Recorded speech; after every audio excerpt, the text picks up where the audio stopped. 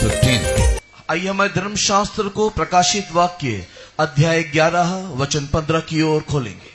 প্রকাশিত বাক্য 11-15 পদ। পরে সপ্তম তুরি বাজাইলেন, তখন স্বর্গে উচ্চ রবে এইরূপ বাণী হইল, জগতের রাজ্য আমাদের প্রভুর ও তাহার খ্রিস্টের হইল, এবং তিনি যুগ পর্যায়ে যুগে যুগে রাজত্ব করিবেন। और जब सातवें दूत ने तुरी फूकी तो स्वर्ग में इस विषय के बड़े बड़े शब्द होने लगे कि जगत का राज्य हमारे प्रभु का और उसके मसीह का हो गया। And the seventh angel sounded, and there were great voices in heaven saying, the kingdoms of this world are become the kingdoms of our Lord and of his Christ, and he shall reign forever and ever. In the book of Revelation, from the first chapter till the last chapter, we read about the revelation of God who had given to the apostle John. प्रकाशित वाक्य की किताब उसके पहले अध्याय से लेकर के आखिरी अध्याय तक को पढ़कर के देखने से परमेश्वर ने संत यूहन्ना को जो प्रकाशन दिया उसके बारे में उल्लेख किया गया है। আর প্রকাশিত বাক্য 1 অধ্যায় থেকে শেষ অধ্যায় পর্যন্ত দেখলে আমরা দেখব যে সাধু জোহনের কাছে ঈশ্বর যে প্রকাশ দিয়েছিলেন তাই লেখা আছে। And God told him, come up hither, I will show you the things which should come to pass shortly. और परमेश्वर ने प्रभु ने यूहन्ना को इस प्रकार कहा, इधर ऊपर चढ़ करके आ, आने वाले दिनों में क्या होने जा रहा है उसके बारे में मैं तुझे दिखाऊंगा। আর ঈশ্বর জোহনকে বললেন যে তুমি এইখানে উঠে এসো, আগামী দিনে যা ঘটবে তা আমি তোমাকে দেখাই। Chapter 1 verse 1 reads the revelation of Jesus Christ that God gave unto him to show unto his servants things which must shortly come to pass. प्रकाशित वाक्य अध्याय 1 के पहले वचन को पढ़ने के समय में यीशु मसीह का प्रकाशित वाक्य जो उसे परमेश्वर ने इसलिए दिया कि उसने अपने दासों को वे बातें जिनका शीघ्र होना अवश्य है दिखाए, और उसने अपने दूतों को भेज करके उसके द्वारा वो दास यूहन्ना को बताया। আর জোহনের প্রকাশিত বাক্য 1 অধ্যায় 1 পদে যীশু খ্রিস্টের প্রকাশিত বাক্য ঈশ্বর যাহা তাহাকে দান করিলেন যেন তিনি যাহা যাহা শীঘ্র ঘটিবে সেই সকল আপন আপন দাসগণকে দেখাইয়া দেন।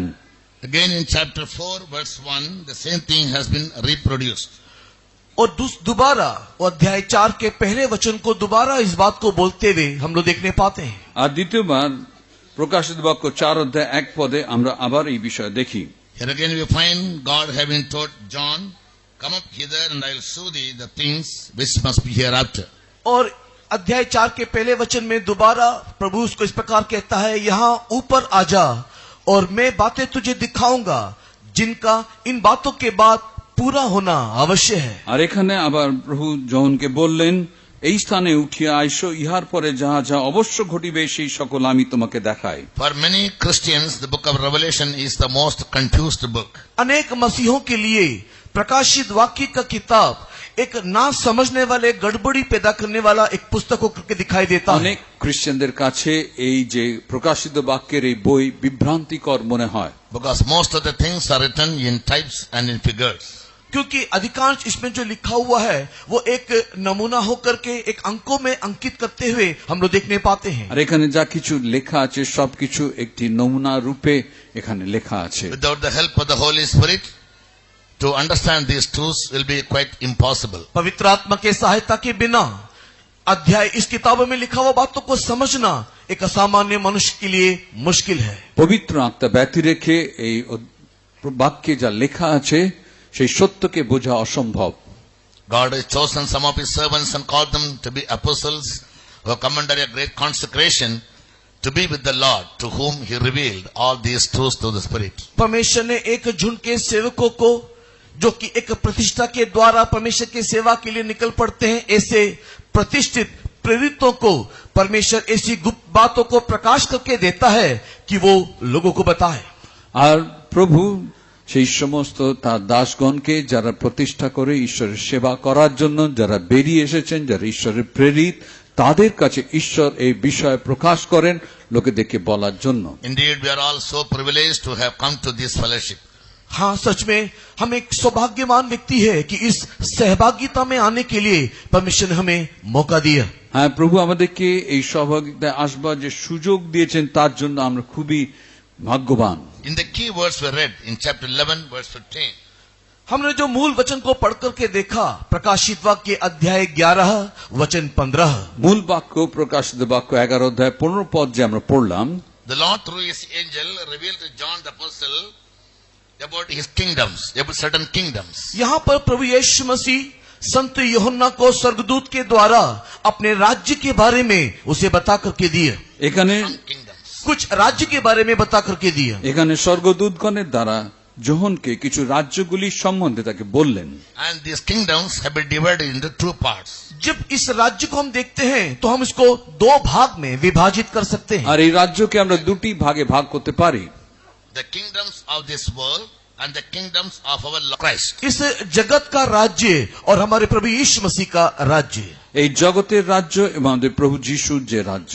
The word kingdom is written in plural. Kingdoms. Kingdoms of this world and the kingdoms of our Lord and our Savior Jesus Christ. और यहाँ पर जो राज्य लिखा है वो बहुवचन में लिखा हुआ है, अर्थात इस जगत का राज्य और प्रभु यीशु मसीह का राज्य। এখানে সেই রাজ্য রাজ্যগুলি বলে লেখা আছে, যা একটা হচ্ছে জগতের রাজ্য আর একটা প্রভু যিশুর রাজ্য। But when Jesus came into the world, he preached about only one kingdom, the kingdom of God. लेकिन जब प्रभु यीशु मसीह इस जगत में पहले आया, उसने केवल एक ही राज्य के बारे में अर्थात परमेश्वर के राज्य के बारे में बताया। আর প্রভু যিশু যখন জগতে এলেন তিনি একটি রাজ্য সম্বন্ধে বললেন, তা ঈশ্বরের সেই রাজ্য। He said, believe the gospel, the kingdom of God is at hand. और उसने कहा कि प्रभु सुसमाचार को विश्वास कर, प्रभु का राज्य समीप आ गया है। তিনি বললেন সুসমাচারে বিশ্বাস করো, ঈশ্বরের রাজ্য নিকটবর্তী। He never said kingdoms of the Lord are at hand, but he said the kingdom of God or the kingdom of heaven. In Matthew's statement, he said only one kingdom. और मत्ती के सुसमाचार के कहे हुए वाक्य के अनुसार जब प्रभु यीशु मसीह इस राज्य के बारे में कहा, तब उसने ये नहीं कहा कि परमेश्वर के राज्यों के बारे में या बहु राज्य आ रहा है, किंतु एक ही राज्य के बारे में जो स्वर्ग राज्य के बारे में केवल उसने बताया। আর প্রভু যিশু যখন সেই রাজ্যের সম্বন্ধে বললেন মত্তি সুসমাচারে, তিনি অনেক রাজ্যের সম্বন্ধে বলেননি, শুধু একটি রাজ্যের সম্বন্ধে বলেছেন। But his disciples, in spite of their having been with him for more than 3.5 years, they couldn't understand about which kingdom he meant, and he spoke to them. लेकिन उसके शिष्य भले ही 3.5 साल तक यीशु मसीह के साथ साथ रहे, तो भी यीशु मसीह ने कौन से राज्य के बारे में बताया, कौन से राज्यों के बारे में वो राज्य के बारे में कह रहा है, इसको वे समझ नहीं पाए। আর প্রভু যিশুর শিষ্যগণ তার সঙ্গে 3.5 বছর ধরে থাকলেও তারা বুঝতে পারেননি প্রভু যিশু কোন রাজ্যের সম্বন্ধে বলছেন। Therefore, just before his ascension, after the resurrection, they came to him and asked him, Lord, will it give us the kingdom at this time? और इसी कारण In Acts 1:6. इसी कारण से प्रभु यीशु मसीह के पुनरुत्थान के बाद स्वर्गारोहण होने से पहले प्रेरितों के काम के पहले अध्याय के 6 वचन में हम देखने पाते हैं, शिष्य आकर के यीशु मसीह इस प्रकार पूछा, क्या अब तेरा राज्य आएगा? আর প্রভু যিশু পুনরুত্থানের পরে তার স্বর্গারোহণের পূর্বে তার শিষ্যগণ তাকে বলছেন যে তোমার রাজ্য কি এখনই আসবে? So the disciples understood that when Jesus spoke about his kingdom, they understood that the kingdom of Israel, not or the literal kingdom will be given to them, or they'll be liberated from the bondage of the Romans. जब यीशु मसीह ने परमेश्वर के राज्य के बारे में कहा, तब शिष्य लोग के समझ के अनुसार उनका समझ यह था कि अब रोमियों के बंधनों से छुटकारा देकर के हमारे राष्ट्र इज़राइल को परमेश्वर छुड़ाएगा और हमें अपना एक राज्य यीशु देगा। আর তাদের শিষ্যগণের জ্ঞান অনুসারে তারা এই কথা ভেবেছিল যে এখন সে ইসরায়েলের সেই রাজ্য সেই রোমীয়দের হাত থেকে মুক্ত করে তাদেরকে দেবেন। Because they had not received the anointing of the Holy Spirit, they couldn't understand the teachings of Jesus fully. चूंकि वे लोग पवित्र आत्मा के अभिषेक को प्राप्त नहीं किए थे उस समय में, इसी कारण से प्रभु यीशु मसीह ने जो सारी उपदेश और शिक्षा दिया, उन्हें संपूर्ण रीति से वे लोग समझ नहीं पाए। সেই সময় পর্যন্ত তারা পবিত্র আত্মার অভিষেককে পায়নি, সেই কারণে প্রভু যিশু তাদেরকে কি বললেন ঠিকভাবে তারা বুঝতে পারেনি। Therefore Jesus told them, I have yet many more things to share with you, but now if I say, you can't understand. और इसी कारण से प्रभु यीशु मसीह कहता है, और भी बहुत सारी बातें तुम्हें बताने को है, किंतु अभी तुम उसे ना समझोगे। আর যিশু তাদেরকে বলেছিলেন যে আরো অনেক কিছু তোমাদের বলার আছে, কিন্তু এখন তোমরা তা বুঝবে না। But when the Spirit of truth will come, He will reveal all these truths to you. लेकिन जब सत्य सत्य का आत्मा आएगा तो वो सत्य की आत्मा ये सारी बातें तुम्हें सिखाएगा। যখন সত্যের আত্মা আসবেন তখন তোমাদেরকে এই সকল বিষয়ে তিনি শিক্ষা দেবেন। So to John he said about kingdoms, the kingdoms of this world and the kingdoms of the Lord and our Savior Jesus. और यहाँ पर संत यूहन्ना को परमेश्वर ने इस प्रकार बता करके दिया, वो है राज्यों के बारे में, अर्थात इस संसार का राज्य और प्रभु यीशु मसीह का राज्य। আর এখানে ঈশ্বর জোহনকে সেই রাজ্যের সম্বন্ধে বললেন, একটি হচ্ছে ঈশ্বরের জগতের রাজ্য, আর একটি প্রভু যিশুর সেই রাজ্য। In the word, according to human knowledge, there are 5 types of kingdoms. मनुष्य के ज्ञान के रीति में इस संसार में 5 प्रकार के राज्य को हम देखने पाते हैं। আর মানুষের জ্ঞান অনুসারে এই পৃথিবীর উপরে 5 ধরনের রাজ্য আমরা দেখি। One is called a monarchical kingdom. एक राज्य, Kingdom being ruled by a king or a queen. और एक ऐसा राज्य जो कि राजाओं के द्वारा या रानियों के द्वारा चलाया जाता हो। এমন রাজ্য যা রাজা রানীরা চালিয়ে থাকেন। Second is called the aristocratic kingdom, a kingdom that's ruled by some elected eminent people. और दूसरे राज्य को एक ऐसा राज्य करके कहा जाता है जहां पर कुछ झुंड के लोगों को, जिनको राज्य करने के लिए चुना गया है, उनके द्वारा किए जाने वाला राज्य भरण राज्य। আরেকটি রাজ্য হচ্ছে কিছু লোককে যারা নির্বাচন করে তারা যে রাজ্য চালায় সেই রাজ্যের সম্বন্ধে। Third kingdom is called an autocratic kingdom. और तीसरा राज्य को ऑटोक्रेटिक किंगडम करके कहा जाता है। তৃতীয় রাজ্য অটোক্র্যাটিক রাজ্য। Autocratic kingdom means a kingdom that's been ruled by one single person who could even be a dictator. और ऑटोक्रेटिक राज्य कहने का अर्थ एक ऐसा राज्य जो एक तानाशाह के द्वारा राज्य किया जाता है। আর এই রাজ্য হচ্ছে একনায়কতন্ত্রের সেই রাজ্য, যে একজন সেই রাজ্যকে চালায়। And the fourth type of kingdom is called the democratic kingdom. और चौथा राज्य को गणतंत्र राज्य करके हम देखते আর हैं। চতুর্থ রাজ্য হচ্ছে গণতন্ত্রের সেই রাজ্য। A system of government where the citizens exercise power.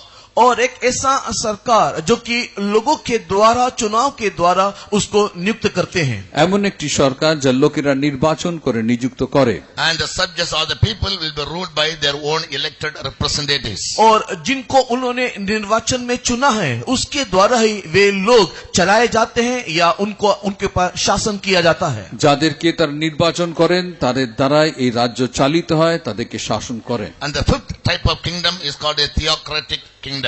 और पांचवा राज्य जो है वो थियोक्रेटिक किंगडम या राज्य है। পঞ্চম রাজ্য থিওক্রেটিক সেই রাজ্য, A kingdom that's directly or indirectly through the representatives of God been ruled. और एक ऐसा राज्य जो सीधा सीधा हो या दूसरे रीति से हो, ईश्वर के द्वारा राज्य किए जाने वाला राज्य। এমন রাজ্য যা সোজাসুজি বা অন্য কারোর দ্বারা, ঈশ্বরের দ্বারা সেই রাজ্য তো চালানো হয়। I can give you supportive references from the Bible, but time will be very limited.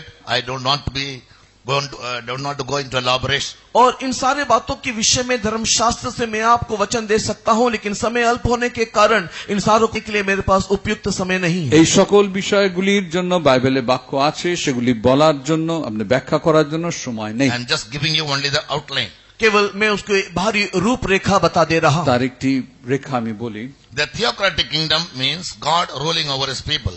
और थियोक्रेटिक राज्य कहने से ईश्वर जो मनुष्य के ऊपर राजत्व करता है। থিওক্রেটিক রাজ্য বললে যে ঈশ্বর মানুষের উপরে রাজত্ব করেন। In Psalms 103 verse 19 we read God reigning over his people. 103 भजन।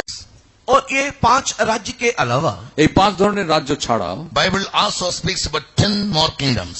धर्मशास्त्र और भी 10 अलग अलग राज्यों के विषय में बताता है। আর এই বাইবেল আরো 10টি রাজ্যের সম্বন্ধে বলে। These kingdoms can also be divided into 2 groups. और ये सारे राज्यों को 2 दलों में हम विभाजित कर सकते हैं। এই রাজ্যগুলিকে আমরা দুটি ভাগে ভাগ করতে পারি। If you are taking down notes, I'll give you the reference in the different kingdoms. Just note down, go home and examine. अगर आप इन सारे वचनों को लिख रहे हो तो मैं आपको केवल वचन बता दूंगा और आप घर में जाकर के इनको परीक्षा करके देख लीजिएगा। আপনারা বাক্য লিখতে থাকলে আমি এই বাক্যগুলো বলে দিচ্ছি, সেগুলো লিখে নিন, ঘরে গিয়ে আপনারা দেখবেন। In Ezra chapter 1 verse 2 we read about the kingdom of this earth.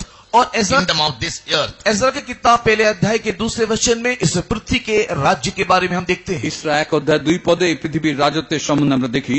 Sing unto God, ye kingdoms of the earth. और इस राज्य के निमित्त गीत गा करके हम लोग देखने पाते हैं। এই রাজ্যের জন্য তারা গান গাইছে আমরা দেখি। In Luke chapter 4 verse 5. Look रचित सुसमाचार अध्याय 4 वचन 5। লুক সুসমাচার 4 অধ্যায় 5 পদ। Jesus spoke about the kingdoms of this world. और इस संसार के राज्य के बारे में यीशु मसीहा ने कहा। যিশু এই জগতের রাজ্যের সম্বন্ধে বললেন In Haggai chapter 2 verse 22, हग्गाई की किताब अध्याय 2 वचन 22 में হগায় 2:22 পদ। Bible speaks about one more kingdom called the kingdoms of the heathen. और जातियों का राज्य के बारे में वहां पर परमेश्वर का वचन बता करके देता পর है। জাতীয়দের রাজ্যের সম্বন্ধে সেখানে ঈশ্বর বললেন God says, I'll overthrow the kingdoms of the heathen. और वहां पर परमेश्वर कहता है कि मैं जातियों के राज्य को उलट दूंगा। আর সেখানে ঈশ্বর বলছেন যে পর জাতীয়দের সেই রাজ্যকে আমি উল্টে দেব। In Isaiah chapter 10 verse 10, यशायाह का किताब अध्याय 10 वचन 10 में যিশা 10:10 পদ। we read about another kingdom called the kingdoms of idols. और वहां पर हम मूर्तियों के एक राज्य के बारे में देखते हैं। সেখানে আরেকটি রাজ্যের সম্বন্ধে দেখি তা মূর্তির সেই রাজত্ব। These 5 kingdoms are said to be or called as the kingdoms of this world. और ये 5 प्रकार के राज्य को कुल मिलाकर के एक दल में हम लेकर के आते हैं, जिसे इस राज्य के या इस संसार के राज्य करके हम कहते हैं। এই 5 ধরনের রাজ্যকে আমরা একটি ভাগে ভাগ করি Sorry, এবং I তা said এই about জগতের রাজ্য। I said one before, yeah. The fifth one is और पांचवा जो इसके अंदर आता है, পঞ্চম যে Luke chapter 11 verse 18. लूक रचित सुसमाचार अध्याय 11 के 18 वचन में লুক সুসমাচার 11:18 পদে We read about the kingdom of Satan. वहां पर शैतान का राज्य के उल्लेख है। সেখানে শয়তানের রাজ্যের বিষয় বলা হয়েছে। So far we have read about 5 kingdoms. और इस रीति से मैंने आपको 5 राज्य के बारे में बता करके दिया, हमने देखा। এইভাবে 5টি রাজ্যের সম্বন্ধে আমি আপনাকে বললাম। Kingdoms of the earth, kingdoms of the world, kingdoms of the heathen, kingdoms of idols, and kingdoms of Satan. पृथ्वी का राज्य, जाति का राज्य, मूर्ति का राज्य, शैतान का राज्य और संसार का राज्य। আর এই পৃথিবীর রাজত্ব, জগতের সেই রাজত্ব, শয়তানের রাজত্ব, মূর্তির রাজত্ব আমরা দেখি। So these are the kingdoms of this world which God spoke to John. ये सारा इस जगत का राज्य है जिसके बारे में परमेश्वर यूहन्ना से बता करके दिया। এই সকল জগতের রাজ্যের সম্বন্ধে ঈশ্বর যোহনকে বললেন। All these kingdoms will become the kingdoms of our Lord and Christ. ये सब जगत का राज्य जो है वो हमारे प्रभु यीशु मसीह का राज्य होकर के बदल जाएगा। আর এই জগতের এই সকল রাজ্য প্রভু যিশুর রাজ্য রূপে বদলে যাবে।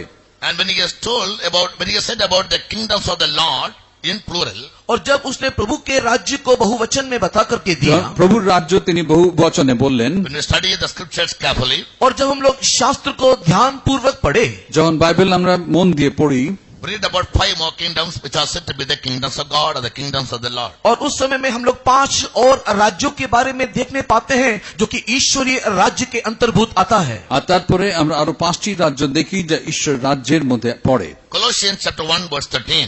कोलोसी की पत्री अध्याय 1 वचन 13। কলসীয় 1:13 পদ। We read about the kingdom of Jesus. और वहां पर हम लोग यीशु मसीह के राज्य को देखते আর हैं, সেখানে যিশুর রাজ্য আমরা দেখি। In other words, God, the kingdom of God's dear son. या फिर दूसरे शब्दों में प्रिय पुत्र का राज्य। ঈশ্বরের প্রিয় পুত্রের রাজত্ব। In Romans 14 verse 17, रोमी की पत्री अध्याय 14 वचन 17। রোমিও 14:17 পদ। we read about the kingdom of God, which Paul says is not meat and drink, but peace, righteousness and joy in the Holy Ghost. और वहां पर संतो पौलुस कहता है कि परमेश्वर का राज्य खाना और पीना नहीं है, किंतु वो धार्मिकता, मिलाप और पवित्र आत्मा में आनंद है। আর সেখানে সাধু পৌল তিনি বলছেন যে ঈশ্বরের রাজ্য ভোজন পান নয়, কিন্তু ধার্মিকতা, শান্তি ও পবিত্র আত্মাতে আনন্দ। In Revelation 11:15, in the key words, we read about the kingdom of the Lord and Christ. हमारे मूल वचन प्रकाशित वाक्य अध्याय 11 के 15 में पढ़ा हमारे प्रभु यीशु मसीह का राज्य। আর মূল বাক্য প্রকাশিত বাক্য 11:15 আমরা পড়েছি প্রভু যিশুর সেই রাজত্ব। In Daniel chapter 7 verse 27, Daniel की किताब 7वें अध्याय के 27 वचन में দানিয়েল 7:27 পদে we read about the kingdom of the saints. वहां पर संतों के राज्य के बारे में उल्लेख है। সাধুগণের রাজত্বের সম্বন্ধে বলা হয়েছে। In Matthew 26 verse 29, मत्ती रचित सुसमाचार 26वें अध्याय के 29 वचन में भी মత్తই সুসমাচার 26:29 পদ। we read about the 10th of the lost kingdom called the kingdom of the Father or the heavenly and eternal kingdom. और वहां पर हम लोग 10वें राज्य जिसको पिता का राज्य या फिर नित्य राज के रूप में हम देखते हैं। আর সেখানে আমরা সেই দশম রাজ্যকে দেখি যা সেই পিতার রাজ্য বা অনন্তকালীন সেই রাজ্য। When we study, if not so elaborately, at least briefly, हम लोग इन सारी बातों को जब हम पढ़ते हैं ज्यादा व्याख्यान करके नहीं, किंतु जब संक्षिप्त में जब से पढ़ते हैं, আর সকল বিষয়ে আমরা সেইভাবে বিস্তারিত ভাবে আমরা পড়ি না, সংক্ষেপে যে আমরা পড়ি। the first kingdom, earthly kingdom, speaks about the physical aspect, the physical layout of the kingdoms. और ये जो सांसारिक जो राज्य है वो हमारे शारीरिक अवस्था में दिखाई देने वाले एक अक्षरी राज्य के बारे में दिखाई देता है। আর এই জাগতিক যে রাজ্য তা আমাদের শারীরিক ভাবে, আক্ষরিক ভাবে সেই রাজ্যকে আমরা দেখি। When we speak about the worldly kingdom, that speaks about the people. और जब जगत का या संसार के राज्य को हम देखते हैं तो ये लोगों के संबंधित बातों को बताता है। আর যখন জগতের রাজ্য সম্বন্ধে দেখি তা আমাদেরকে এই লোকেদের সেই রাজত্বকে দেখায়। In John 3:16, the word of God says, God so loved the world. When he said, he loved the world, he meant he loved the people, the inhabitants of the world. और जब यूहन्ना रचित सुसमाचार के 3 अध्याय के 16 वचन में हम देखते हैं कि परमेश्वर ने जगत से ऐसा प्रेम किया। जगत से प्रेम करने के समय में जगत शब्द का अर्थ होता है वो मनुष्य से इतना प्रेम किया। যৌন 3:16 পদে এখানে বলা হচ্ছে ঈশ্বর জগৎকে এত প্রেম করলেন। জগৎকে প্রেম করার অর্থ হচ্ছে মানুষদের প্রেম করা। Sister, sit down. आप नीचे बैठ जाइए। আপনি বসবেন।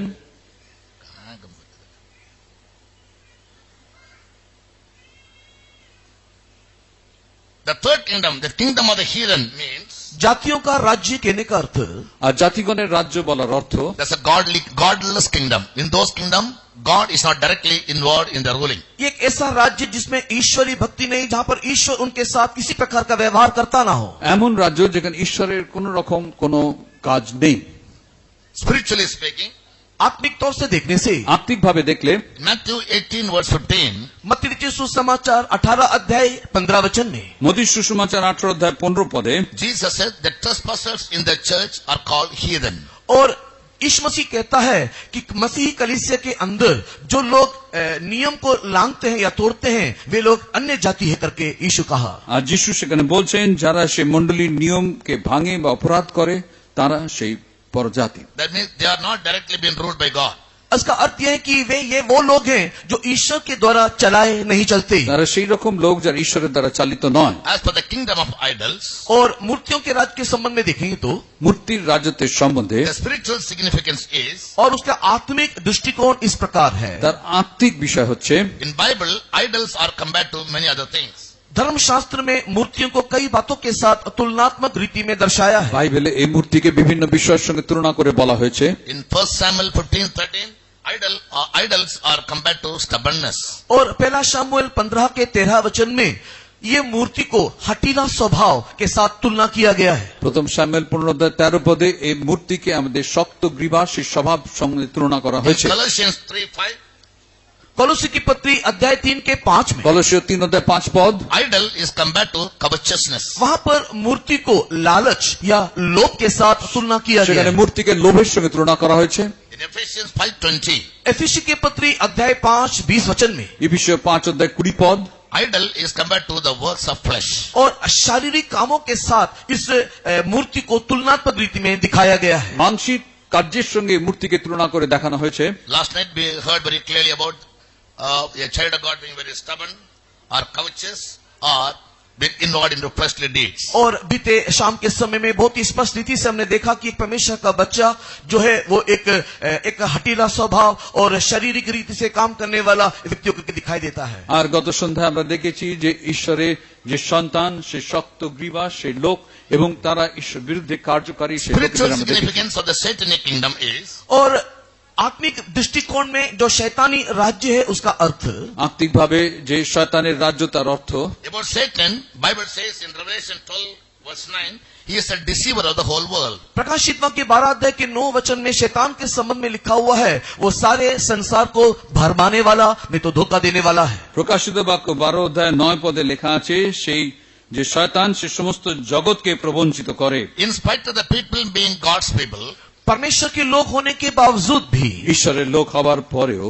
if they have ever fallen into any kind of deception or seduction, अगर वो किसी प्रकार के धोखा में या भरमाए में फंसा हुआ है তারা যদি কোন রকম ভাবে ঈশ্বরের সেই প্রবঞ্চনার মধ্যে বা ধোঁকাতে তারা they come জড়িয়ে under পড়ে the satanic kingdom. वो उसी समय में उस धोखे या उस भरमाए जाने के बाद शैतानी राज्य में आ जाते हैं। আর তারা সেই সময় শয়তানের রাজ্যের মধ্যে চলে যায়। In 2 Corinthians 4:4, Paul calls Satan as the god of this world. और दूसरा कोरिन्थी अध्याय 4 के 4 वचन में शैतान को संत पौलुस जगत का अधिपति करके संबोधित कर रहा है। আর দ্বিতীয় করিন্থীয় 4:4 পদে সাধু পৌল শয়তানকে বলছেন সে এই জগতের অধিপতি। So in one statement we can conclude all these 5 kingdoms as the kingdoms of this earth or the kingdoms of Satan.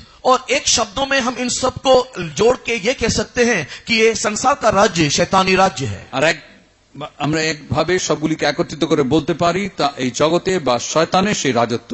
Once you feel that you are deserted from God, जब आप इस बात को जब इस महसूस करते हैं कि आप परमेश्वर से दूर हो गए हो, যখন আপনি অনুভব করেন ঈশ্বর থেকে আপনি দূরে চলে যাচ্ছেন, directly you come under the domination of the devil with your knowledge or without your knowledge. तुरंत ईश्वर से दूर हो जाने के समय में आप जाने अनजाने उस शैतानी राज्य के अधीनस्थ हो जाते हो। আর যখনই ঈশ্বর থেকে দূরে যান, আপনি জানুন বা না জানুন, আপনি শয়তানের রাজ্যের মধ্যে চলে যান। In Isaiah chapter 14 verse 6, यशाया की किताब 16. Isaiah 14:16. यशाया की किताब 14 अध्याय के 16 वचन को देखने আর से যিশায়া 14:16 পদে আমরা দেখি, Bible says all these satanic kingdoms are shaky. और ये जितना They भी are movable. ये जितना भी शैतानी राज्य है, ये अस्थिर राज्य है, ये हिलने डुलने वाला एक राज्य है। আর এই যত শয়তানের রাজ্য সবকিছু স্থির নয়, সেগুলো কম্পমান সেই রাজত্ব। They are shaky and they are movable.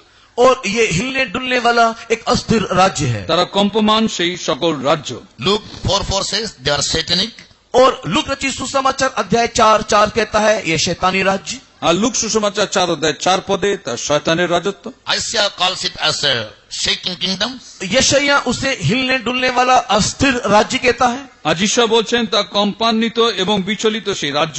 Hebrews 12:27 calls it as movable kingdoms. और इब्रानी की किताब 12 अध्याय में हम उसे एक अस्थिर राज्य करके हम लोग देखने पाते हैं। ইব্রিয় 12:20 আমরা তাকে অস্থির রাজ্য বলে দেখি। So in general, we saw kingdoms in 5 ways, in 5 sects. साधारण रीति में हम इन सारे राज्य को 5 रीति में 5 दलों में हमने देखा। সাধারণভাবে 5টি ভাগে এই রাজ্যগুলিকে আমরা দেখি। In the scriptures, these kingdoms are divided into 10 kingdoms. और धर्मशास्त्र में इन सारे राज्यों को 10 राज्यों में विभाजित किया गया আর है। বাইবেলে এই রাজ্যগুলিকে 10টি রাজ্যে ভাগ করা হয়েছে। Thirdly, तीसरा, তৃতীয়, when you come to the book of Revelation chapter 17, जब हम लोग प्रकाशित वाक्य के 17वां अध्याय में आते हैं, প্রকাশিত বাক্য 17 অধ্যায় আমরা যখন আসি, from verse 9 to 12, 9 वचन से लेकर के 12 तक के वचन को पढ़ने से 9 থেকে 20 পদ, we read about 8 empires.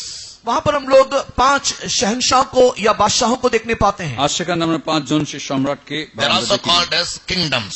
और वो भी राज्य या राज्यों को करके संबोधित किया गया है। সেগুলোকেই সে রাজ্য বা রাজ্যগুলি বলা হয়। What are these 8 empires Bible speak about? और ये 8 राज्य कौन सा है जिसको धर्मशास्त्र बता करके देता है? এই 8টি রাজ্য কি যা বাইবেল আমাদেরকে বলে, Just to give you an outline, मैं केवल उसका रूपरेखा बता दूं। তার একটি রূপ আমি বলি। when we study the book of Daniel जब हम दानियल की किताब को पढ़ के देखते हैं দানিয়েলের পুস্তক পড়ে আমরা যখন দেখি, and the book of Revelation, which are corresponding to each other, और साथ ही साथ जब प्रकाशित वाक्य को किताबों को भी हम पढ़ते हैं, क्योंकि इन दोनों के साथ दोनों ही किताब एक दूसरे से तालमेल रखते हैं। আর তার সঙ্গে যখন আমরা প্রকাশিত বাক্যের বই পড়ি, দুটো একে অন্যের সঙ্গে সম্পর্কিত। paradoxically God revealed to Daniel about certain empires. और स्वर्गीय दर्शन में परमेश्वर ने दानियल को कुछ राज्य के बारे में बता करके दिया। আর স্বর্গীয় দর্শনে ঈশ্বর দানিয়েলকে কিছু রাজ্যের সম্বন্ধে বলেছিলেন, All right. But it was not revealed to him. लेकिन वो उसको प्रकट नहीं हुआ। কিন্তু তিনি তার বুঝতে ঠিক পারেননি। God said, whatever visions I have given you, you seal them up. और परमेश्वर ने जो भी कुछ राज्य उसको दिखाया, बाद में कहा कि तू उसके ऊपर एक मुद्रा कर दे। ঈশ্বর দর্শনে যে সকল রাজত্ব তিনি দেখালেন, তিনি বললেন সেইগুলো মুদ্রাঙ্কিত করো। Yes. But those kingdoms, some kingdoms rose up and they were declined in power. और उसमें से कुछ राज्य उठे और सामर्थ्य में आए।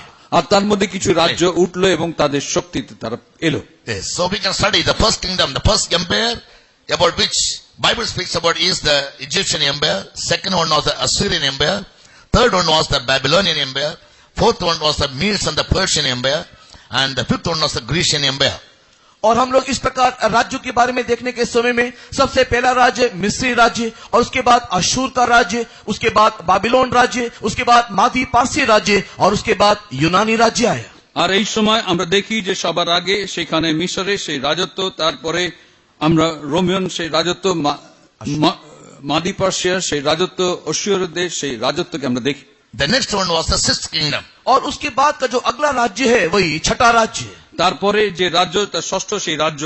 When God revealed this vision to John the Apostle, और जब संत यूहन्ना को जो प्रेरित था, जब ये प्रकाशन बता करके दिया, আর সাধু জনকে প্রেরিতকে যখন এই প্রকাশ তিনি দিলেন, the sixth kingdom was in ruling. उस समय में छठा राज्यत्व चल रहा था। আর সেই সময় ষষ্ঠ রাজ্য সে রাজত্ব করছিল। The Roman kingdom was in power. उस समय में रोमन साम्राज्य सत्ता में नहीं तो राज्य करते हुए আর दिखाई दिया। সেই সময় রোমীয় সাম্রাজ্য তার রাজত্ব করছিল। Christ was crucified by the Roman soldiers. मसीह को रोमन साम्राज्य के सैनिकों के द्वारा ही क्रूसार्पित किया गया। আর খ্রিস্টকে সেই রোমীয় সৈনিকরাই ক্রুশার্পিত করেছিল। The kingdom of the Jews और यहूदियों का जो राज्य জিহুদীদের যে রাজ্য or the province called Judea was under the ruling of the Roman kingdom. और जो यहूदा को जो वायदा किया हुआ यहूदियों का नहीं तो यहूदियों को जो राज्य था वो रोमन राज्य के अंतर्गत दिखाई दिया। আর জিহুদীদের যে প্রতিজ্ঞাত রাজ্য তা রোমীয় রাজ্যের অধীনে ছিল। The 10th verse of Revelation chapter 17. प्रकाशित वाक्य के 17 अध्याय के 10 वचन को पढ़ने के समय में প্রকাশিত বাক্য 17:10 যখন আমরা পড়ি, God spoke to John. यूहन्ना से परमेश्वर ने इस प्रकार बातें किया। ঈশ্বর There যখন are 7 kings, 5 are fallen. 7 राजा हैं और 5 गिर चुके हैं। সাতজন রাজা 7 kings. সাতজন রাজা তার মধ্যে 5 জন পড়ে গেছে, And 1 is. और एक अभी है। এখন আছে। এখন The fallen kingdoms or empires were Egypt, Assyria, Babylon, Medes and the Persians and the Greece. और ये 5 राज्य जो गिर गया है वो मिस्री राज, अशूर राज, बाबिलोन का राज्य, मादीपासी राज्य আর এই 5টি और রাজ্য यूनानी राज्य। রাজ্য যে পড়ে গেছে তা হচ্ছে সে মিশরীয় রাজ্য, সে মাদি পার্সিয়াদের রাজ্য এবং মিশরের These 5 were অসুরদের যে রাজ্য declined. সেগুলো পড়ে গেছে। They all declined in their power. और ये सब अपने सामत में या उसके राज्यत्व में गिर गए, हार गए। আর তারা সবাই তাদের রাজত্ব থেকে পড়ে গেছে। And God said 1 is. और परमेश्वर ने कहा अब एक है ঈশ্বর বলছেন এখন একজন আছে, That is the 6th empire. और यही है वो छठा राज्य। আর সেটাই হচ্ছে ষষ্ঠ সেই রাজ্য। That was the Roman empire which was in power. और वही रोमन साम्राज्य है जो उस समय में राज्यत्व कर रहा है। আর রোমীয় সাম্রাজ্য সেই সময় রাজত্ব করছিল। Yes. And he spoke about the 7th kingdom. और उसने उसी वचन में अगला राज्य या 7वां राज्य के बारे में बताया। সেই সময় তিনি সপ্তম রাজ্য সম্বন্ধে বললেন। In the 11th verse. और 11वां वचन में 11 পদে, Out of the 7, God also spoke to John about the 8th kingdom to come. और 7वें राज्य को बताते हुए 8वें राज्य भी आएगा के संबंध में संत यूहन्ना को परमेश्वर ने बता करके আর दिया। সপ্তম রাজ্যের সম্বন্ধে বলার সময় তিনি অষ্টম রাজ্য আসবে এই কথা বলছেন। So the 7th kingdom is to come to power now. वर्तमान 7वां राज्य सामर्थ में आना बाकी है। বর্তমানে সেই সপ্তম রাজ্যকে ক্ষমতায় আসতে When হবে। he comes to power, और जब ये 7वां राज्य आएगा যখন সে ক্ষমতায় আসবে he will rule the world for a short space. वो एक छोटे Verse 10, last part. वो 10वें वचन के आखिरी भागों में पढ़ने के समय में ये 7वां राज्य अस्तित्व में आने के बाद अल्प समय काल के लिए वो राज्यत्व करेगा। আর 10 পদ দেখলে আমরা দেখি এই সপ্তম রাজ্য যখন আসবে সে অল্প সময়ের জন্য রাজত্ব করবে। This 7th kingdom or the 7th empire will be formed by 10 kings. और ये 7वां राज्य 10 राजाओं के द्वारा स्थापित होगा। এই সপ্তম রাজ্য 10 জন রাজা তা স্থাপন করবে। Verse 12 says, और 12 वचन में हम देखते हैं 12 পদে আমরা দেখি they have never received any kingdom so far. अभी तक इन लोगों को कोई राज्य नहीं मिला, এখন পর্যন্ত তারা কোনো কর্তৃত্ব বা রাজত্ব But they পায়নি। will receive power as kings किंतु वे लोग राजा कैसी सामर्थ को पाएंगे কিন্তু রাজার সেই শক্তি বা ক্ষমতা পাবে just for 1 hour. और 1 घंटे के लिए। 1 ঘন্টার জন্য। 1 hour is not the hour that we see in the clock. और हम लोग जो घड़ी में जो For a short time. एक घड़ी में दिखाई देने वाला 1 घंटा का अर्थ नहीं है यहाँ पर 1 घंटा, किंतु उसका अर्थ है अल्प समय के लिए। আর এই 1 ঘন্টা ঘড়িতে যে আমরা 1 ঘন্টা দেখি তা নয়, তা অল্প সময়ের জন্য। These 10 kings will have one mind. और ये 10 राजाओं का केवल एक ही एक मन होगा। সেই 10 জন রাজারই একই মন থাকবে। After ruling for a short space, अल्प समय राज्यत्व करने के बाद স্বল্প সময় বা অল্পকাল রাজত্ব করার পরে the 13th verse reads, और 13वां वचन में हम देखते हैं 13 পদে আমরা দেখি they'll give their power and strength unto the beast. वे लोग अपने सामर्थ और अधिकार को उस पशु को सौंप देंगे। তারা তাদের সকল পরাক্রম কর্তৃত্ব সেই পশুকে দেবে। Beast speaks about a kingdom. और यहाँ पर जो पशु है वो भी एक राज्य के बारे में उल्लेख करता है। আর এই পশু একটি রাজ্যের সম্বন্ধে দেখায়। To Daniel, God said, और दानियल से परमेश्वर ने कहा, আর দানিয়েলকে ঈশ্বর বললেন, when he saw a vision about certain beasts, और जब उसने कुछ पशुओं का एक दर्शन को देखा, যখন তিনি কিছু পশুর একটি দর্শন দেখলেন, God told him the beast is a kingdom. उस समय में ये पशुओं को एक राज्य के साथ उसने अर्थ बता करके दिया। আর ঈশ্বর তাকে এই পশুগণের সম্বন্ধে একটি রাজ্যের সম্বন্ধে বললেন। Bible is not only a historical book, धर्मशास्त्र केवल एक ऐतिहासिक किताब नहीं, বাইবেল একটি শুধু ঐতিহাসিক বই নয়, a poetical book, वो एक गीत का किताब भी है, and it's also is a prophetical book. और उसके साथ ही साथ एक भविष्यवाणी का किताब भी है। তা ভাববাদীর একটি পুস্তক। It's also is a prophetical book. और ये एक भविष्यवाणी का किताब भी है। ভাববাণীর একটি বই। That means things which are to come to pass in future, God used to reveal them to His servants. और इसका अर्थ ये है कि जो बातें आने वाले दिनों में घटने को है, परमेश्वर अपने सेवकों के द्वारा उसको बता करके दिया, नहीं तो उसको बता करके दिया है। ভবিষ্যতে যা ঘটবে সেই সম্বন্ধে প্রভু তার সেবকগণকে পূর্ব থেকে তিনি বলে About দিয়েছেন। these 8 kingdoms, God revealed to John. 8वें राज्य के संबंध में परमेश्वर ने यूहन्ना को बता करके दिया। অষ্টম রাজ্যের সম্বন্ধে ঈশ্বর যোহনকে বললেন। Yes, 5 are already fallen. 5 गिर चुके हैं। 5 তো পড়ে গেছে। World history gives us evidence to that. और संसार का इतिहास इसकी गवाही देता है। জগতের ইতিহাস তার প্রমাণ দেয়। And Bible is proved और बाइबल इसके द्वारा साबित होता है। বাইবেলের দ্বারা তা প্রমাণিত that all হয়। the prophecies written in the book are true. जितनी भी भविष्यवाणी इस धर्मशास्त्र में लिखा हुआ है, उल्लेख किया गया है, उसमें सच्चाई है। যত ভাববাণী বাইবেলে লেখা আছে সব সত্য। And all the prophecies will come to fulfillment in God's appointed time. और जितनी भी भविष्यवाणी होना बाकी है, परमेश्वर के निर्धारित समय में वो सारी भविष्यवाणी निश्चय पूरा होगा। আর যত ভবিষ্যবাণী এখনো পূর্ণ হয়নি, ঈশ্বরের নিরূপিত সময় নিশ্চয়ই তা পূর্ণ হবে। Now come to the next chapter. आइए हम लोग अगले अध्याय में जाते हैं। পরের অধ্যায়ে আমরা আসি। So these 8 kingdoms as well as the 5 kingdoms we read about, the worldly kingdoms, they are all shaky, they are satanic and they are movable. और ये 8वां राज्य और जो 5 राज्य जो गिर चुका है, ये एक अस्थिर राज्य है, हिलने वाला राज्य है, एक शैतानी सांसारिक राज्य এই है। 8টি রাজ্যের মধ্যে যে 5টি রাজ্য তা কম্পমান এবং বিচলিত সেই রাজ্য তা So we can পড়ে call গেছে সেই them রাজ্যগুলি। as satanic kingdoms or worldly kingdoms, earthly kingdoms, kingdoms of the heathen or kingdoms of the ungodly. और हम लोग इस राज्य को सांसारिक राज्य, शैतानी राज्य, जातियों का राज्य, अभक्ति के साथ जीवन जीने वाले लोगों का राज्य करके भी कह सकते हैं। আর এই রাজ্যগুলিকে আমরা জগতের রাজ্য, জাতিগণের রাজ্য, শয়তানের রাজ্য, ভক্তির সঙ্গে জীবন যাপন করা লোকেদের রাজ্য বলে আমরা দেখতে All পারি। these worldly kingdoms are run by isms. और ये Isms means human strategies, human ideologies. और ये जितना भी जो राज्य जो है, वो सब कुछ एक इसम के द्वारा, इसम कहने का अर्थ है मनुष्य की विचारधाराओं के द्वारा ये राज्यत्व किया जाता है। আর এই সকল রাজ্যগুলি মানুষের চিন্তাধারার দ্বারা চালিত হয়। Yes, we can read about many isms in these kingdoms. हम लोग इन राज्यों में अनेक इसम्स को या अनेक विचारधाराओं को देख सकते हैं। আর এই সকল রাজ্যগুলিতে আমরা অনেক মানুষের চিন্তাধারাগুলিকে দেখি। First one is called evolutionism. और उसमें सबसे पहला जो है वो एवोल्यूशनिज्म है या जीव प्रकृति का ज्ञान। আর এভলিউশন মানে পরিবর্তনের সেই বিষয় আমরা দেখি। विकासवाद सिद्धांत, विकासवाद सिद्धांत, विकासवाद सिद्धांत। evolutionism. और ये विकासवाद जो सिद्धांत है, আর বিকশিত হবার বা পরিবর্তিত Second one হবার is সেই জ্ঞান। materialism. और दूसरा है भौतिक सिद्धांत, আর দ্বিতীয় হচ্ছে এই জাগতিক যে জ্ঞান। communism, और तीसरा जो है वो सांप्रदायिक संबंधित जो सिद्धांत है, সমাজতন্ত্রবাদ, साम्यवाद. साम्यवादी सिद्धांत। Fourth one is সমাজতন্ত্র বা সাম্যবাদ। communalism. और जो अगला जो है वो है सांप्रदायिक के संबंध में दिखाई देने वाला सिद्धांत। আর সাম্প্রদায়িক যে সিদ্ধান্ত। Other is called socialism. और दूसरा है सामाजिक सिद्धांत। আর তারপরে হচ্ছে যে সামাজিক যে সিদ্ধান্ত। Ecumenism, based on religion. और एकुमेनिज्म जो कि धर्मों के आधारित है, उस प्रकार का एक सिद्धांत। আর ধর্মের উপরে নিরূপণ করে সেই সিদ্ধান্ত। And now this world is advancing in an alarming rate to establish globalism. और वर्तमान के इस संसार को हम लोग वैश्विक रीति में बढ़ते हुए हम लोग देखने पाते हैं। এখন বর্তমান এই জগৎকে যে সবাইকে বিশ্ব সংসার বলে এগিয়ে যাচ্ছে বলে আমরা দেখি। The world that we see today, जो संसार को आज हम देखते हैं, আজ যে জগৎকে আমরা দেখছি it is going to emerge as one world kingdom very soon. ये बहुत ही शीघ्र पूरे संसार का एक राज्य होकर के बदल जाएगा। তা অতি শীঘ্র বিশ্বের একটি রাজ্য রূপে বদলে যাবে। This world will witness 2 kingdoms as well as 2 rulers उस समय में in ये future. उस समय में ये राज्य भविष्य में 2 राजाओं को या 2 शासनकर्ताओं को देखेगा। আর ভবিষ্যতে এই রাজ্য দুটি রাজা বা দুটো শাসনকারী ব্যক্তিকে দেখবে। Now this world is divided into many federal nations and countries.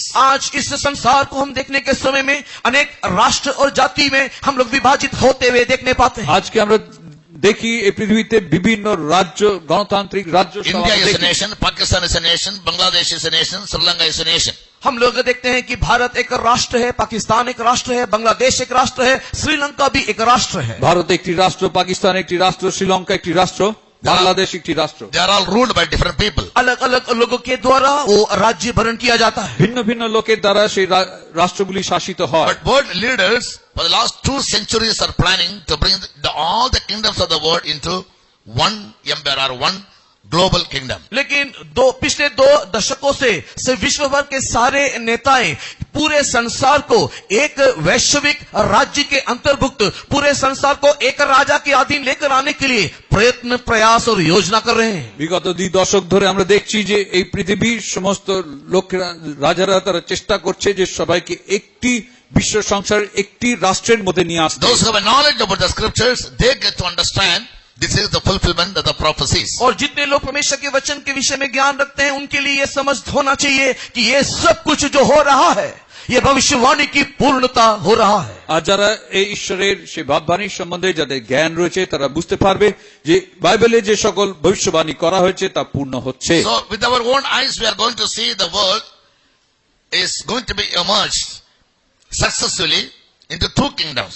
हम लोग First one kingdom will appear and after some years that kingdom will decline in power and another kingdom will take over. हम लोग अपनी समय काल में अपनी आंखों से इस पूरे संसार को इस 2 राज्य के अंदर डूबते हुए या समाते हुए हम देखेंगे। सबसे पहले एक राज्य आएगा, अल्प समय राज्य कर करके उसका राज्य समाप्त हो जाएगा और उसके बाद तुरंत ही एक दूसरा शासन, एक दूसरा राज्य उभरेगा। আমরা অল্প সময়ের মধ্যে এর বিষয় দেখতে চলেছি যে 2টি রাজ্য উঠবে, তার মধ্যে একটি রাজ্য অল্পকাল থাকবে, তারপর শেষ হয়ে যাবে, আবার দ্বিতীয় রাজ্য সেই স্থানে উঠবে। But proceeding to these kingdoms coming into power, और इन सारे राज्य को सामर्थ में आने के लिए আর এই সকল से पहले রাজ্য ক্ষমতায় আসার জন্য prior to it, और आने से पहले আসবার ঠিক আগে one miracle has to take place in the world. इस संसार में एक चमत्कार होना है। এই জগতে একটি আশ্চর্য ঘটনা ঘটতে হবে। Most marvelous event has to take place. बहुत ही अद्भुत, बहुत ही चमत्कारिक एक काम इस संसार में इस राज्य आने से पहला होना बाकी है। অতি আশ্চর্য একটি কাজ এই রাজ্য আসবার আগে ঘটবে। That is, Jesus is to come to take away the overcoming saints from the church. और वो चमत्कार ये है कि प्रभु यीशु मसीह जयवंत कलीसिया को और उनके लोगों को लेने के लिए वो दोबारा आएगा। আর সেই আশ্চর্য কাজ হচ্ছে প্রভু যীশু তিনি দ্বিতীয়বার আসবেন তার বিজয়ী মণ্ডলী, বিজয়ী লোকেদেরকে তার সঙ্গে নিয়ে যাবার জন্য। In the book of Matthew chapter 24, मत्ती के सुसमाचार अध्याय 24 में মত্তী সুসমাচার 24 অধ্যায় from the beginning when we read, जब लोग आराम से उस अध्याय को पढ़ते हैं শুরু থেকে পড়লে the disciples of Jesus one day came to him and asked him, और एक बार यीशु मसीह के शिष्य प्रभु यीशु मसीह के पास आकर के इस प्रकार सवाल पूछा। প্রভু যীশুর শিষ্য এসে তাকে প্রশ্ন করলেন,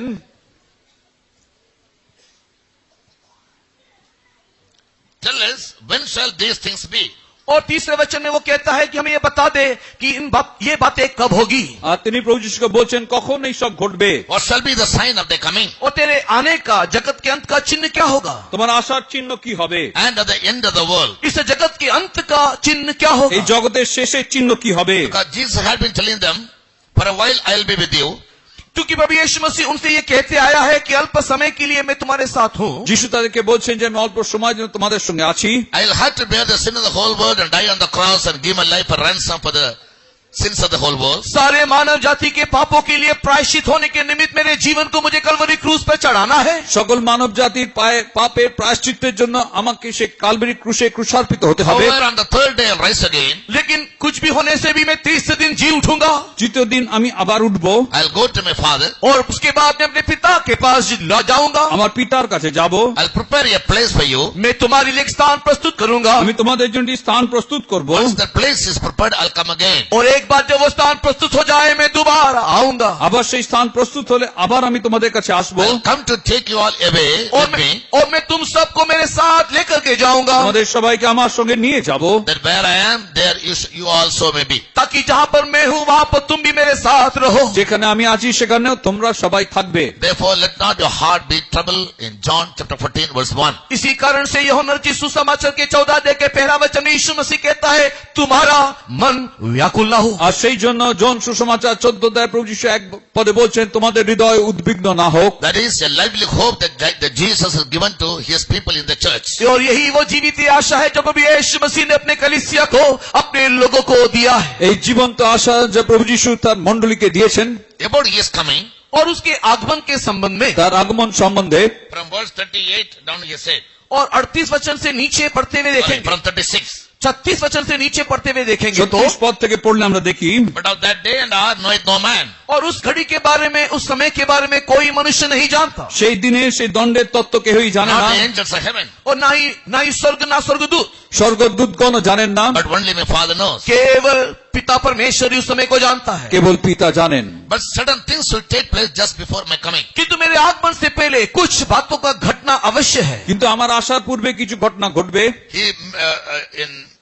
Mainly he said about 7 signs which are to take place just before the coming of the Lord. खास तौर से अगर हम इन सारी बातों को देखेंगे तो प्रभु यीशु मसीह के आगमन से पहले 7 प्रकार की बातें इन संसार में घटेगा। বিশেষ করে সেই ঘটনাগুলি দেখলে আমরা দেখব যে প্রভু যিশুর আগমনের পূর্বে 7টি চিহ্ন এই জগতে ঘটবে। Fourth verse, he spoke about deception.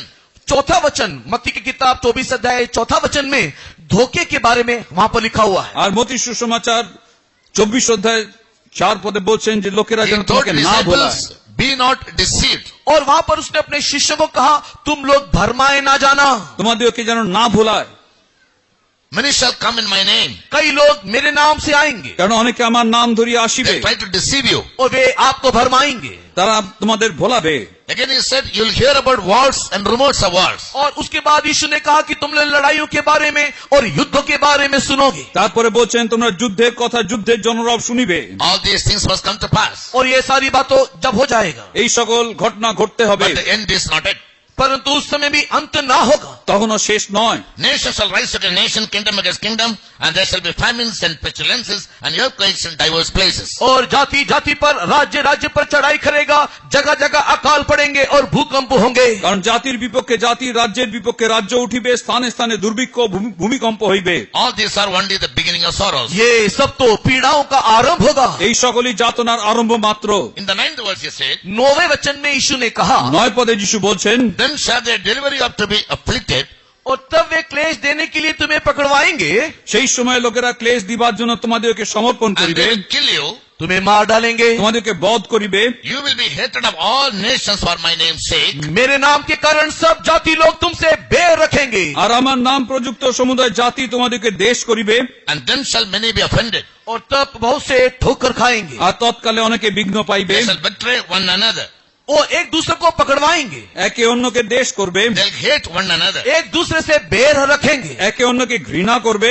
False prophets will rise. बहुत से झूठे भविष्यवक्ता भी उठेंगे, ভাত্য ভাববাদীগণ উঠবে। False teachers, false preachers. और झूठ भरमाने वाले बहुत सारे, झूठी शिक्षा देने वाले बहुत सारे उठेंगे। মিথ্যা শিক্ষা দেবার লোকেরা, মিথ্যা ভাববাদীগণ, ভাত্য ভাববাদীগণ উঠবে।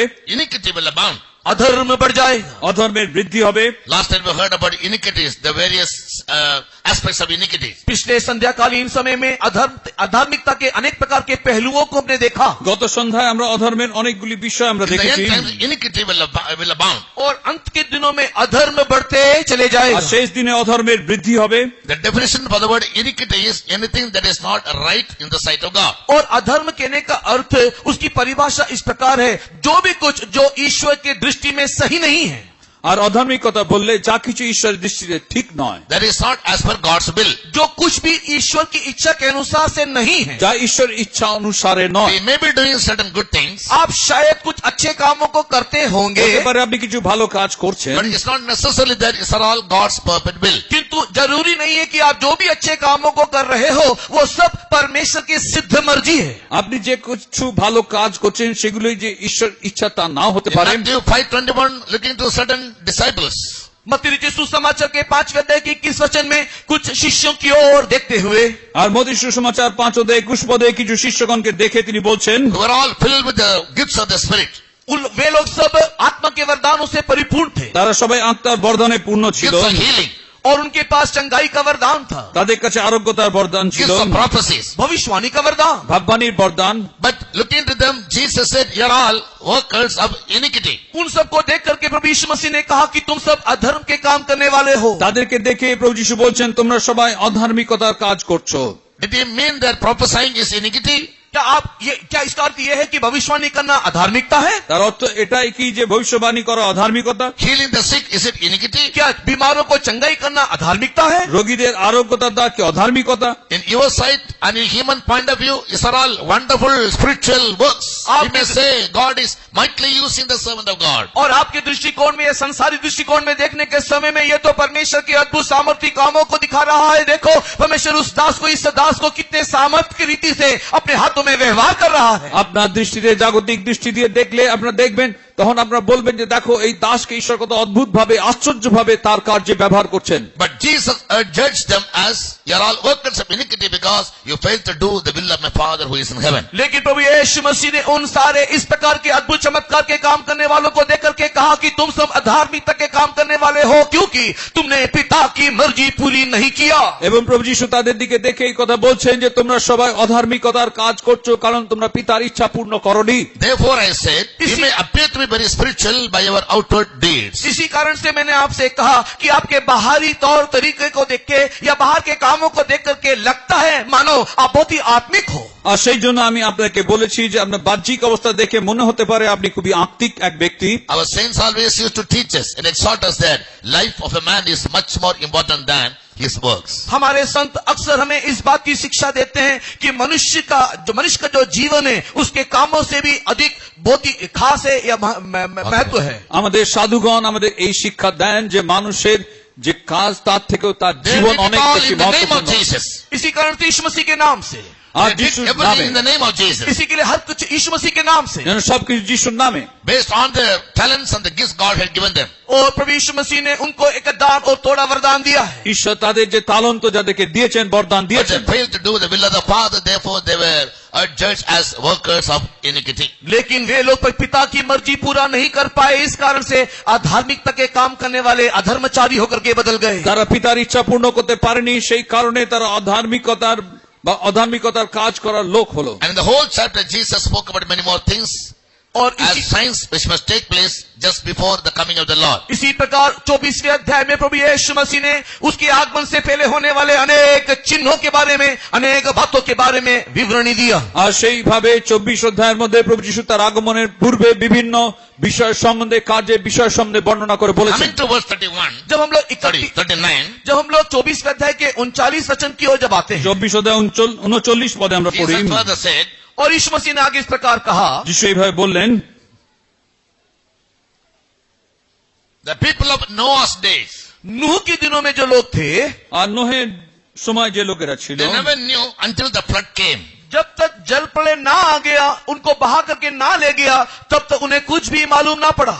যতক্ষণ না বন্যা এসে তাদের ভাসিয়ে নিয়ে গেল তারা কিছুই বুঝলো না। So shall also be the coming of the Lord Jesus Christ. वैसे ही मनुष्य के पुत्र का आना भी होगा। আর সেইভাবে মনুষ্যপুত্রের আগমন দিনও হবে। The word of God has been preached all over the world by the servants of God. संतों के द्वारा परमेश्वर के वचन पूरे संसार में प्रचार किया जाता है। সাধুগণের দ্বারা, ঈশ্বরের সন্তানদের দ্বারা সারা জগতে ঈশ্বর রাজ্যের The Holy সেবা Spirit প্রচারিত speaks হচ্ছে। about sin, righteousness and judgment. और वे लोग पाप के बारे में, धार्मिकता के बारे में प्रचार करते हैं। তারা পাপ, ধার্মিকতা এবং पवित्र आत्मा धार्मिकता के बारे में, पाप के बारे में उन्हें बता करके देता है। পবিত্র আত্মা ধার্মিকতা ও পাপের সম্বন্ধে, বিচারের সম্বন্ধে বলছেন। We speak many times about the judgment of God. हम लोग कई बार ईश्वर के न्याय के बारे में बातें करते हैं। আমরা অনেকবার ঈশ্বরের বিচার সম্বন্ধে বলি। People are not able to understand these truths. ये सारी सच्चाइयों को लोग समझ नहीं पाते। এই সকল সত্য লোকেরা বোঝে না। They lightly esteem the word of God. परमेश्वर के वचन को बहुत ही हल्का करके लेते हैं। ঈশ্বর বাক্য খুব লঘুভাবে গ্রহণ করে। Further Jesus said, यीशु मसीह आगे कहता है, আর যিশু শেষে বলছেন, then shall two be in one bed. और उस समय में दो व्यक्ति एक खाट में होंगे। আর সেই সময় দুইজন ব্যক্তি এক বিছানায় থাকবে, Two shall be in the field. दो जन एक साथ खेत में होंगे। দুজন একসঙ্গে ক্ষেত্রে থাকবে। Two shall be grind in the mill. उस समय में दो जन चक्की पीस रहे होंगे। সেই সময় দুজন জাঁতা পিষবে। One shall be taken and the other left. और उस समय में एक उठा लिया जाएगा और दूसरा हाथ छोड़ दिया जाएगा। সেই সময় একজনকে তুলে নেওয়া হবে, আরেকজনের হাত ছেড়ে So দেওয়া the হবে। secret coming of Jesus to take away the overcoming saints from the church is going to be very much elective. और प्रभु यीशु मसीह का गुप्त आगमन कलीसिया से अपने चुने हुए संतों को लेकर के जाने का संबंध जो है वो बहुत ही चुनावपूर्ण या बहुत सूक्ष्म है। আর সেই সময় প্রভু যিশুর আগমনে যারা উত্থাপিত হবেন তারা খুবই সেই মনোনীত, সেই Though we are ব্যক্তিগত all হবে। saved and baptized and are anointed by the Holy Ghost, हम लोग सब उद्धार पाए हैं, पवित्र आत्मा के अभिषेक के द्वारा एक अभिषेक को भी हमने पाया है। আমরা পরিত্রাণ পেয়েছি, জলবাষ্প নিয়েছি, আত্মার অভিষেক আমরা পেয়েছি। filled with graces and talents हम लोग and gifts. अनुग्रह से, अनेक वरदानों से, दानों से परिपूर्ण भी है। ঈশ্বর অনুগ্রহে অনেক বরদান আমরা পেয়েছি। we appear to be very useful to God in the ministry. हम लोग का सेवकाई में बहुत ही उपयोगी करके जान पड़ते हैं। আমরা সেবার মধ্যে খুবই উপযোগী বলে গণিত হই। In spite of all these good works, ये सारे भले कामों के अतिरिक्त এই সকল ভালো কাজগুলি থাকার if পরেও we fail to understand what is God's good, acceptable and perfect will for our life by the renewal of our mind, हमारे मन के नए हो जाने के द्वारा परमेश्वर के लिए भली भांति परमेश्वर की संपूर्ण इच्छा क्या है अगर ना जान पाए तो আমাদের জীবনে ঈশ্বরের ইচ্ছা কি সেই সম্বন্ধে ঠিকভাবে আমাদের মনের নূতনীকরণ দ্বারা যদি আমরা জানতে it না will be পারি, so unfortunate that we will be left behind in spite of the best hope we have about the coming of the Lord and our being caught up. प्रभु यीशु मसीह के आगमन की एक सुंदर धन्य आशा हमारे जीवन के अंदर होने के बावजूद भी हम लोग प्रभु यीशु मसीह के आगमन के समय में हाथ छोड़ दिए जाएंगे। আর প্রভু যিশুর আগমনে সেই ধন্য আশা আমাদের মধ্যে থাকলেও প্রভু যিশুর আগমনে আমাদের হাত ছেড়ে যাবে। Therefore, what did Jesus say? इसी कारण यीशु मसीह ने क्या कहा? আর সেই জন্য যিশু কি বললেন? In verse 42, he said, watch therefore. इसी कारण से 42 वचन में यीशु मसीह कहता है इसके लिए तुम जागते रहो 42 পদে বলছেন তোমরা জাগিয়া থাকো, For you know not what hour your Lord will come. क्योंकि तुम नहीं जानते कि तुम्हारा प्रभु किस दिन आएगा। কেননা তোমাদের প্রভু কোন দিন আসিবেন তোমরা তাহা জানো না। The next verse he says, he might come like a thief. और अगला वचन कहता है कि वो एक चोर के समान आएगा। পরের পদে বলছেন তিনি চোরের ন্যায় আসবেন। Therefore, in 44th verse he says, be ye ready. इसी कारण से 44 वचन में यीशु मसीह कहता है इसलिए तुम तैयार रहो। আর 44 পদে প্রভু যিশু বলছেন তোমরা প্রস্তুত থাকো। In the 46th verse he speaks about the third thing. और तीसरा विषय को 46 वचन में यीशु मसीह बोल रहा है। 46 পদে তৃতীয় বিষয় প্রভু যিশু বলছেন, He said, blessed is the servant whom his Lord when he comes shall find so doing. और वो इस प्रकार कहता है धन्य है वो दास जिसका स्वामी आकर के ऐसा ही करता पाए। ধন্য সেই দাস যাহাকে তাহার প্রভু আসিয়া সেই রূপ করিতে দেখিবেন। So when we study these three things more particularly, जब हम इन तीन ही बातों को बहुत ही ध्यान से पढ़े, যখন এই বিষয়ে আমরা খুব মন দিয়ে পড়ি, for you and I who are hoping for Jesus to come and to take us all away to his kingdom, हम जो उसके आगमन में उठा लिए जाने की आशा में दिखाई दे रहे আমরা हैं, যারা তার আগমনে উত্থাপিত হবার সেই আশার সঙ্গে রয়েছি, we need to be very, very watchful in life. हमारे जीवन में हमें चाहिए कि हम बहुत ही जागृत रहे। আমাদের জীবনে আমাদের জেগে থাকতে হবে। Watchful doesn't mean you should never sleep. जागते रहने का अर्थ ये नहीं कि आप कभी सोना ही नहीं। জেগে থাকার অর্থ এটা নয় যে আপনি কখনো ঘুমাবেন না। In your mind you must always be very, very conscious. Any moment my Jesus can come. और इस जागते रहने का अर्थ यह है कि आपके मन मस्तिष्क में आप हमेशा सतर्क रहना चाहिए कि किसी भी घड़ी प्रभु यीशु का आगमन हो जाएगा। আপনার মনে সর্বদা আপনি খুব সাবধান থাকবেন, সতর্ক থাকবেন, যে কোনো মুহূর্তে আমার যিশুর আগমন হয়ে যাবে। The word watchfulness also means to hear the voice of God. जागते रहने का और एक अर्थ है ईश्वर की आवाज सुनना। জেগে থাকার আরেকটি অর্থ ঈশ্বরের রবকে শোনা। Habakkuk says in his book in chapter 2 verse 1, हबक्कुक दूसरे अध्याय के पहले वचन में हबक्कुक इस प्रकार लिखता है, হাবাকুক 2 অধ্যায় 1 পদে হাবাকুক বলছেন, I will go and sit in the watchtower. मैं जाऊंगा और उससे गुम्मट में जाकर मैं बैठूंगा। আমি যাব সেই স্থানে গিয়ে আমি অপেক্ষায় থাকবো। I will wait to hear what he speaks to me. वो मुझसे क्या कहता है उसको सुनने के लिए मैं बाट जोहूंगा। তিনি আমাকে কি বলবেন সে কথা শোনার অপেক্ষা আমি থাকবো। Many people they misunderstand the word called prayer. कई लोग प्रार्थना क्या है इसको गलत समझते हैं। অনেকে প্রার্থনা কি সেই বিষয়ে ভুল ধারণা রয়েছে। For most of us, prayer means going to God, go to the presence of God with a big list of demands. कई लोग सोचते हैं कि प्रार्थना करने का अर्थ ये है कि परमेश्वर के सम्मुख में एक मांग की बड़ी सूची लेकर के उसके सम्मुख में जाकर के बैठना। অনেক লোক এই কথা ভাবেন যে প্রার্থনা করার অর্থ হচ্ছে যে তার সম্মুখে অনেক বড় আমাদের সেই চাহিদা সূচিগুলি নিয়ে যাব। But prayer is of course asking God any of our need. हाँ, एक तरफ से देखा जाए प्रार्थना हमारी जरूरतों को मांगना तो है ही है, একদিকে দেখলে প্রার্থনা তো আমাদের আবশ্যকতাগুলোকে চাওয়ার একটি বিষয়। But being watchful means waiting in the presence of God to hear him as to what does he say. लेकिन जागते रहने का अर्थ यह है कि प्रार्थना में हम परमेश्वर के सम्मुख में इसके लिए बाट जो है कि वो हमसे क्या कहता है उसको हम लोग सुने। আর সেই জেগে থাকার অর্থ হচ্ছে যে আমাদের প্রার্থনায় আমরা ঈশ্বরের কাছে যাই এবং আমরা জেগে থাকি তিনি আমাদেরকে কি বলছেন You all may be praying over the years ever since you were saved. जब से आप उद्धार पाए तब से लेकर के आप कितने ही सालों से प्रार्थना करते चले आ रहे हैं। যবে থেকে পরিত্রাণ পেয়েছেন তখন থেকে অনেক বছর ধরে আপনি প্রার্থনা করে যাচ্ছেন। But if I ask you one question, how many of you have ever heard the voice of God at least once?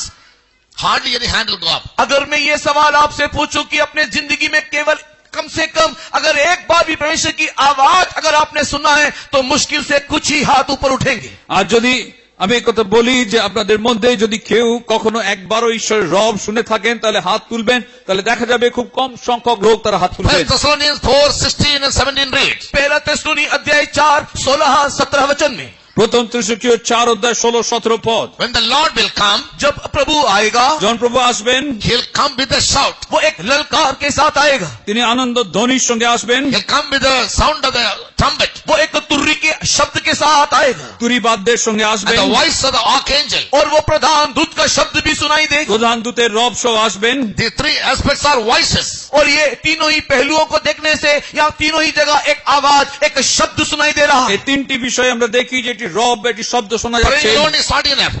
प्रार्थना करना केवल काफी नहीं है, প্রার্থনা করাই যথেষ্ট Your নয়। ears must be accustomed to hear the voice of God. हमारी आंखें हमेशा परमेश्वर की आवाज सुनने के लिए तत्पर रहना, तैयार रहना। আমাদের কান যেন ঈশ্বরের রব শোনার জন্য সর্বদা প্রস্তুত থাকে। Otherwise, suddenly when He comes, किंतु अगर ऐसा ना हो, अचानक जब प्रभु आएगा, তা না হলে হঠাৎ যখন প্রভু আসবেন, as you are not accustomed to hearing His voice, you can't distinguish the voice, the shout of the Lord.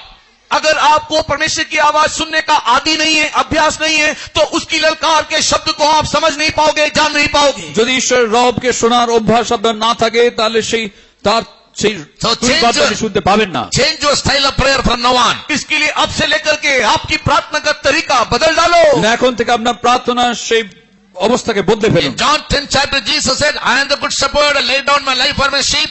My sheep will hear my voice and they will follow me. यूहन्ना की सुसमाचार के 10 अध्याय में प्रभु यीशु मसीह कहता है कि मैं अच्छा चरवा हूँ और मैं अच्छा चरवा अपने भेड़ों के लिए अपना जान देता हूँ और मेरा भेड़े मेरी आवाज सुनती है। জন সুসমাচার 10 অধ্যায় প্রভু যিশু বলছেন যে আমার মেষেরা আমার রব শোনে, আমি তাদের জন্য আমার জীবন To hear প্রদান the করি। voice of God, we must wait in the presence of God with the prayers, saying, Lord, speak to me, your servant will hear. और हम लोग परमेश्वर के सम्मुख में उसकी आवाज सुनने के लिए बाट जोना चाहिए और ये कहना चाहिए कि हे प्रभु तू मुझसे बात कर, तेरा दास सुनता है। আর ঈশ্বরের সান্নিধ্যে আমরা অপেক্ষায় থেকে প্রভুকে বলি, প্রভু তুমি আমার সঙ্গে কথা বলো, তোমার Secondly, দাস Jesus শুনছে। said, be ready. और अगला प्रभु यीशु मसीह ने कहा तैयार रहो। তারপরে প্রভু যিশু বলছেন তোমরা প্রস্তুত থাকো। We hear this word, be ready, 1 million times. और हम लोग इस तैयार रहो शब्द को कई बार, कई बिलियन बार हमने सुना होगा। আর এই তোমরা প্রস্তুত থাকো লাখ লাখ বার আমরা তা শুনেছি। But how to be ready? We are very much ignorant about it. सैकड़ों बार तैयार रहो शब्द सुनने के बावजूद भी कैसे तैयार होना है, इस बात से हम अज्ञान हैं। আমাদের প্রস্তুত থাকো এই কথা বারবার শোনার পরও কিভাবে প্রস্তুত হব In আমরা জানি না। Revelation chapter 19 verse 8, प्रकाशित वाक्य 19वां अध्याय का 8 वचन, প্রকাশিত বাক্য 19 অধ্যায় 8 in পদ, verse 7 and 8, 7 और 8 वचन में 7 ও 8 পদে we hear about the coming of the Lord Jesus. वहां पर प्रभु यीशु के आगमन के संबंधित बात को देखते हैं। প্রভু যিশু আগমনের বিষয় সেখানে আমরা দেখি। He is going to come to take away his saints. और वो आएगा और अपने संतों को उठा ले जाएगा। তিনি আসবেন তার সাধুগণকে তুলে নিয়ে যাবেন। Those overcoming saints are compared to your wife. वहां पर जयवंत संतों को एक पत्नी के साथ तुलनात्मक रीति में बताया गया। আর সেখানে বিজয়ী সাধুগণকে তার ভার্যার সঙ্গে তুলনা করা Behold, the হয়েছে। marriage of the Lamb has come. देखो मेमने के विवाह का समय आ पहुंचा। দেখো মেষশাবকের বিবাহ দিন উপস্থিত। His wife has made herself ready. उसकी पत्नी ने अपने आप को तैयार कर लिया है। তাহার ভার্যা আপনাকে প্রস্তুত করিল। Why the church or the New Testament church is compared to your wife? क्यों एक नए नियम की कलीसिया को पत्नी के साथ तुलना किया गया? নূতন নিয়মে মণ্ডলীকে ভার্যার সঙ্গে তুলনা করা হয়েছে। In Ephesians chapter 5, in the last verse of 30 and down, और एफिसी की किताब 5 अध्याय 30 वचन से नीचे पढ़ के देखेंगे तो এফেসীয় 5 অধ্যায় 30 পদের নিচে পড়লে আমরা দেখব Jesus said, यीशु मसीह ने कहा যিশু বলছেন husbands must love their wives और पति अपनी पत्नियों को प्रेम करना चाहिए স্বামী তার স্ত্রীদের প্রেম করবে, and they must nourish and cherish them. और उनका पालन पोषण करना चाहिए। তাদের লালন পালন করবে।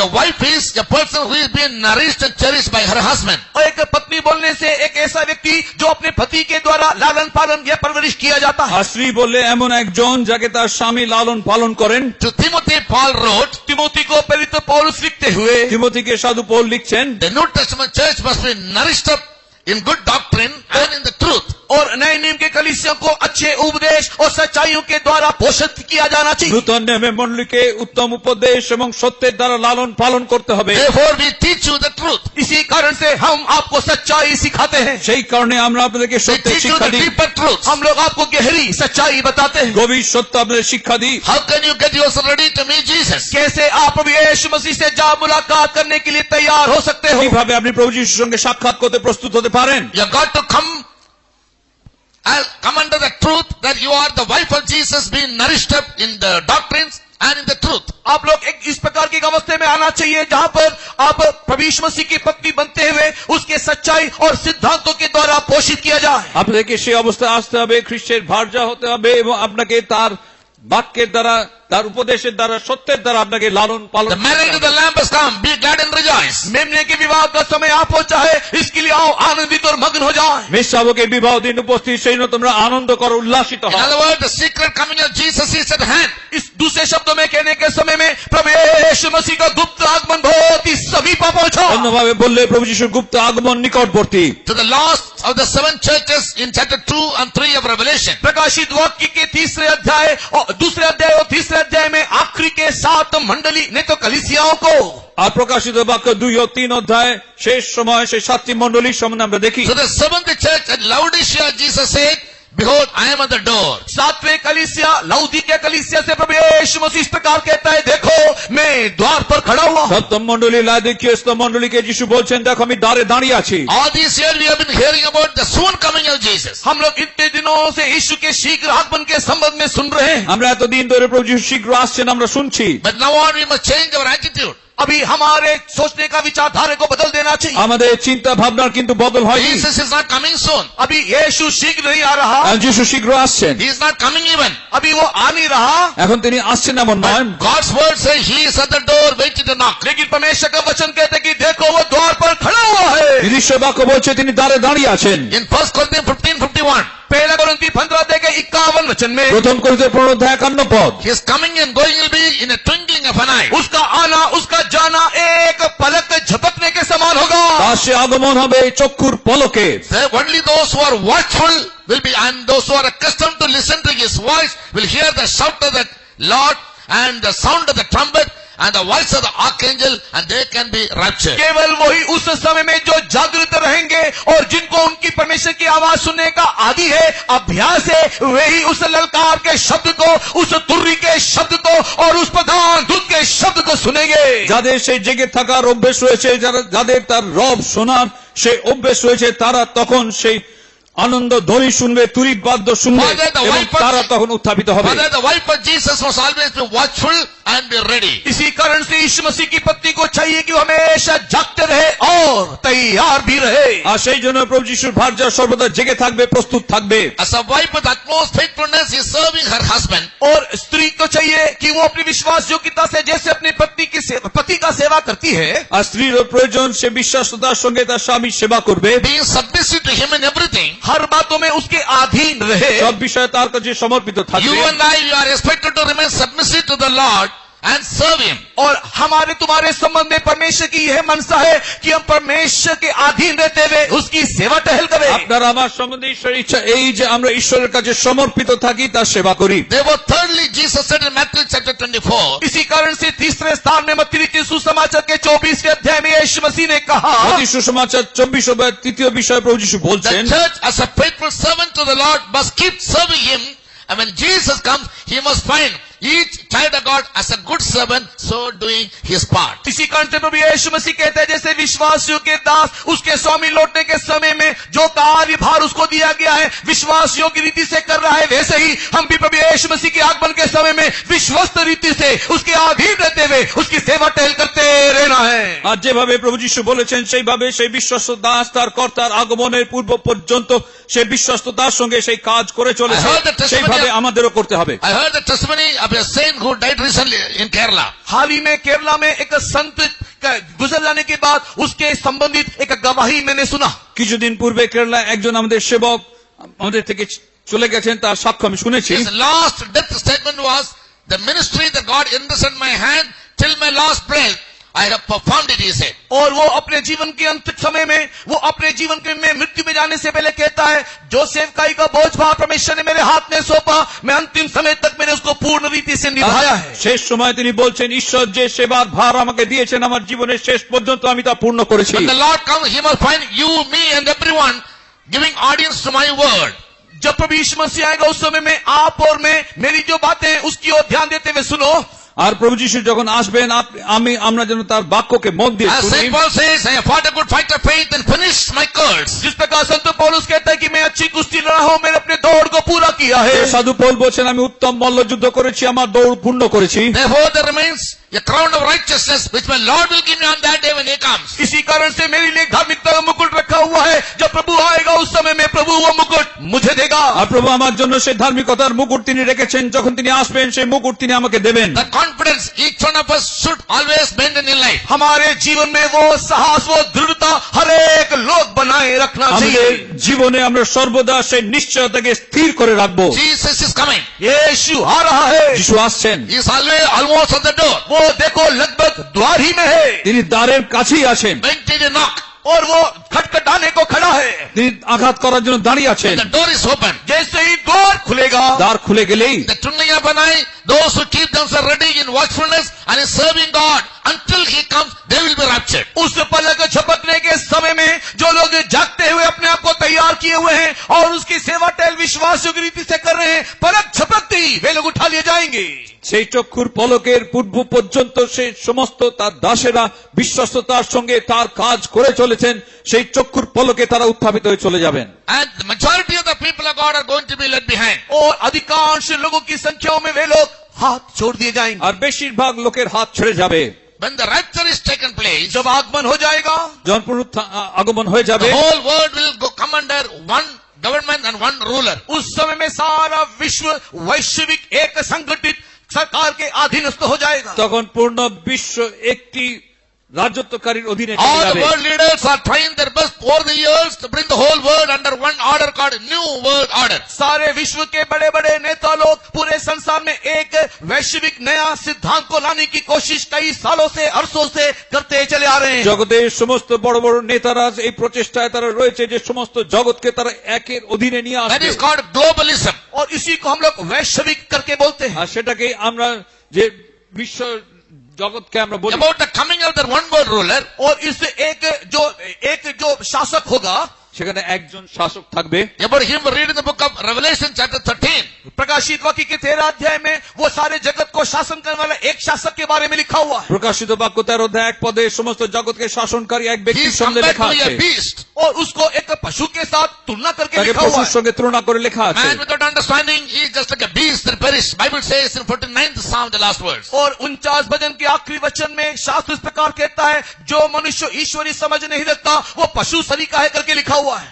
আর গীত সংহিতা 49 শেষ পদে বলা হচ্ছে যার মধ্যে সেই ঈশ্বরীয় স্বভাব নেই তাকে পশু বলা হয়। Daniel says in his book in chapter 11 verse 21. Daniel 11 अध्याय के किस वचन में दानियल अपनी किताब में ऐसा लिखता है, দানিয়েল 11 অধ্যায় 21 পদে দানিয়েল বলছেন, He'll take the whole world under his power.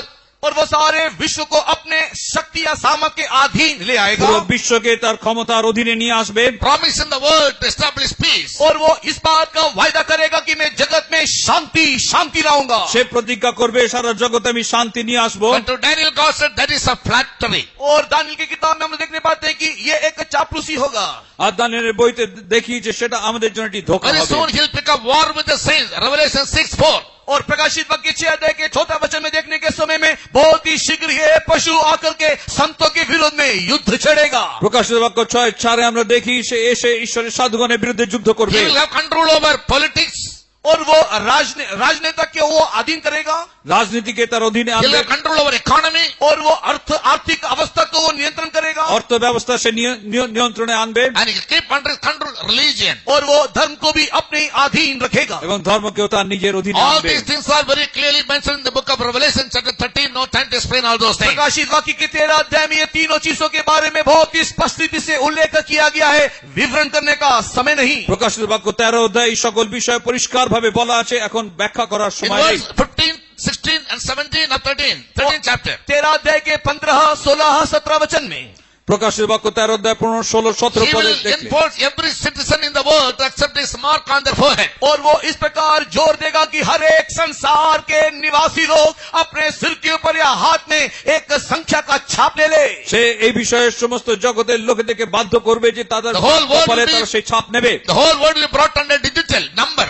और पूरे संसार को एक संख्या के अधीन সমস্ত জগৎ একটি সংখ্যার অধীনে আসবে। Now without an Aadhaar card, without an Aadhaar number, we can't do anything in India. आज के समय को देखने के समय में आधार कार्ड के बिना या आधार कार्ड में अंकित उस संख्या के बिना भारत में कोई काम हम कर नहीं सकते। আজকে সারা ভারতে দেখলে আমরা দেখি আধার কার্ড ছাড়া আমরা কোনো কাজ করতে পারছি না। Even to buy a SIM card for your phone, you have to produce your Aadhaar card and the number. अगर आप आपके फोन के लिए छोटा सा सिम खरीदना है तो भी आपके आधार कार्ड का नंबर वहां पर दर्जित होना আপনার चाहिए। ফোনের সিম কার্ড কিনতে গেলেও আপনার আধার নম্বর দিতে হবে। Buy a land or sell a land, you need Aadhaar card. To open an account in the bank, you need Aadhaar card. For traveling, you need Aadhaar card. आपको जमीन खरीदने और बेचने के लिए, बैंक में अकाउंट खोलने के लिए, यात्रा करने के लिए आधार कार्ड चाहिए। আপনাকে জমি ক্রয় বিক্রয়ের জন্য, ব্যাংকে আপনার অ্যাকাউন্ট খোলার জন্য, আপনার যাত্রাপথের জন্য আধার দরকার। And such a number will be given to every citizen of the world, so you'll be never known by your name, you'll be known only by your number. इसी प्रकार सारे विश्व के प्रत्येक निवासियों को एक संख्या दिया जाएगा और उसके बाद आपको नाम से परिचय नहीं, किंतु आपका परिचय आपके संख्या से होगा। এরপরে সারা বিশ্বের সকল ব্যক্তিকে একটি সংখ্যা দেওয়া হবে, আর আপনাকে নামে জানা যাবে না, সেই সংখ্যায় He জানা will যাবে। make himself the God of the whole world. और वो अपने आप को सारे विश्व का ईश्वर घोषित करेगा। সে নিজেকে সকল বিশ্বের ঈশ্বর বলবে। He'll force every citizen to worship him as God and his image as God. और सारे लोगों को, सारे निवासियों को वो कहेगा कि वो उसकी उपासना करे, उसके द्वारा स्थापित किए हुए उस मूर्ति के सामने दंडवत करे। আর সকল বিশ্বের সকল লোককে সে বলবে সে যেন সেই মূর্তির আরাধনা করে, তার কাছে দণ্ডবত করে। Those who refuse to accept his mark or his number on the forehead or on the right arm, जो भी कोई उस पशु की संख्या को अपने माथे पर और अपने दाहिने हाथ पे लेने से इनकार करेगा, যে কেউ সেই পশুর সংখ্যা তার কপালের উপরে এবং ডান হাতে নিতে Bible অস্বীকার says করবে, he will kill them. He will kill them. और धर्मशास्त्र कहता है ऐसे लोगों को वो मार डालेगा। বাইবেল বলছে সেই লোকেদের সে মেরে ফেলবে। Without the number, you can never buy or sell anything. No transaction can be done. उस पशु की संख्या को लिए बगैर कोई लेन देन नहीं हो सकता। আর সেই সংখ্যা গ্রহণ না করলে কোনো কিছু কেনা বেচা কিছু করতে পারবেন না। In Revelation 6:8 we read, प्रकाशित वाक्य 6 के 8 में हम पढ़ते हैं, প্রকাশিত বাক্য 6:8 আমরা পড়ি, 1/4 of the world population will be killed. 1/4 संसार का जनसंख्या नाश किया जाएगा, नहीं तो मारा जाएगा। বিশ্বের 1/4 লোককে হত হতে হবে। In 9th chapter 15 the words, 9वें अध्याय के 15 वचन में 9 অধ্যায় 15 পদে, from the remaining 3 part of the world, उस संसार में बचे हुए 3 जो भाग, शेष भाग है, আর জগতে বেঁচে থাকার যে 3টি ভাগ, one part will again be killed. और उसमें से भी एक भाग को दोबारा मारेंगे। তার মধ্যেও আরেক ভাগকে আবার তারা To মারবে। make in simple word, 50% of the world population is going to be killed in his ruling. इस बातों को संक्षिप्त में कहूं तो मैं यही कहना चाहता हूं कि आंकड़ा कहता है उस पशु के राज्यत्व काल के समय में 50% जनसंख्या मारे जाएंगे, नष्ट हो जाएंगे। আর সংক্ষেপে বললে সে পশুর রাজত্বের কালে এই পৃথিবীর 50% লোক তারা হত হবে। Thus the prediction of Jesus, who made in 24 chapter 9 the words, people will kill you and you will kill one another and you will betray one another. और इसी के बारे में मत्ती रीति सुसमाचार के 24 अध्याय के 9 वचन में प्रभु यीशु मसीह ने इसके बारे में भविष्यवाणी करते हुए कहा कि वो आपको पकड़वाएंगे और एक दूसरे को मरवाएंगे। আর সেখানে প্রভু যিশু 24 অধ্যায় মত্তি 24 অধ্যায় 9 পদে বলছেন তারা একে অন্যকে ধরিয়ে দেবে, একে অন্যকে মেরে ফেলবে। Therefore Jesus said, to escape all these things, इसी कारण से प्रभु यीशु मसीह कहता है इन सारी बातों से बच निकलने के निमित्त, আর সেই জন্য প্রভু যিশু বলছেন এই সকল কিছু থেকে বেঁচে থাকার জন্য you can't evade these events. आप इन सारी बातों से अपने आप को अलग नहीं रख सकते, এই সকল ঘটনা থেকে আপনি একে পৃথক করতে You পারবেন না। can only try your best to escape these events. लेकिन आप केवल जो कर सकते हो वो ये कि आप इन सारी घटनाओं से अपने आप को बचा सकते हो। আপনি এই সকল ঘটনা থেকে আপনি নিজেকে বাঁচাতে পারেন। Luke 21:34 to 36. लूक रचित सुसमाचार 21वें अध्याय 34 से लेकर के 36 तक के वचनों में লুক সুসমাচার 21 অধ্যায় 34 থেকে 36 পদ। Jesus said to escape all these evil and evil occurrences. यीशु मसीह कहते हैं इन सारी जो बुरी बातें और बुरी घटनाओं से बचने के निमित्त, আর প্রভু যিশু বলছেন এই সকল মন্দ ঘটনা মন্দ If খাদ্য you থেকে want to বাঁচার save জন্য, your life, अगर आप अपने जीवन की रक्षा करना चाहते আপনার हो, জীবনে রক্ষা করতে চাইলে the only option left to you is आपके लिए केवल एक ही एक विकल्प बचा हुआ है, আপনার জন্য শুধু একটি পথই রয়েছে, pray and spend time in watchfulness, preparing your life to meet Jesus in all righteousness and holiness. आप लोग अपने जीवन को जागते हुए प्रार्थना में संभाले रखो, अपने आप को तैयार करो, उसकी सारी धार्मिकता के अनुसार प्रस्तुत रहो। আপনি আপনাকে জীবনে জেগে থাকুন, প্রার্থনা করুন, তার সেই আজ্ঞা উপদেশ অনুসারে আপনার জীবন Revelation 19:8 says the wife made herself ready. प्रकाशित वाक्य 19 में देखिए 8 वचन कहता है उसकी पत्नी ने अपने आप को तैयार कर लिया। প্রকাশিত বাক্য 19:8 বলা হচ্ছে যে ভার্যা নিজেকে প্রস্তুত করেছে। How? कैसे? কিভাবে? She was given to be arrayed in clean and white garment. और उसको पहनने के लिए एक माहीन मलमल का सफेद और शुद्ध वस्त्र दिया गया। তাকে পরিধান করার জন্য শুদ্ধ পবিত্র সেই মসিনা বস্ত্র তাকে দেওয়া হয়েছে। Fine linen, purification. और वो जो माहीन मलमल जो है वो एक शुद्धता का प्रतीक है। আর সেই মসিনা বস্ত্র যা সেই শুদ্ধতার চিহ্ন। White has two meanings. One is called peace. और ये सफेद कहने का दो अर्थ है, एक अर्थ है शांति। আর সাদা বললে শুদ্ধতা সেই শান্তি। 1 Peter 3:14 reads that when he comes, we must be found of him in peace.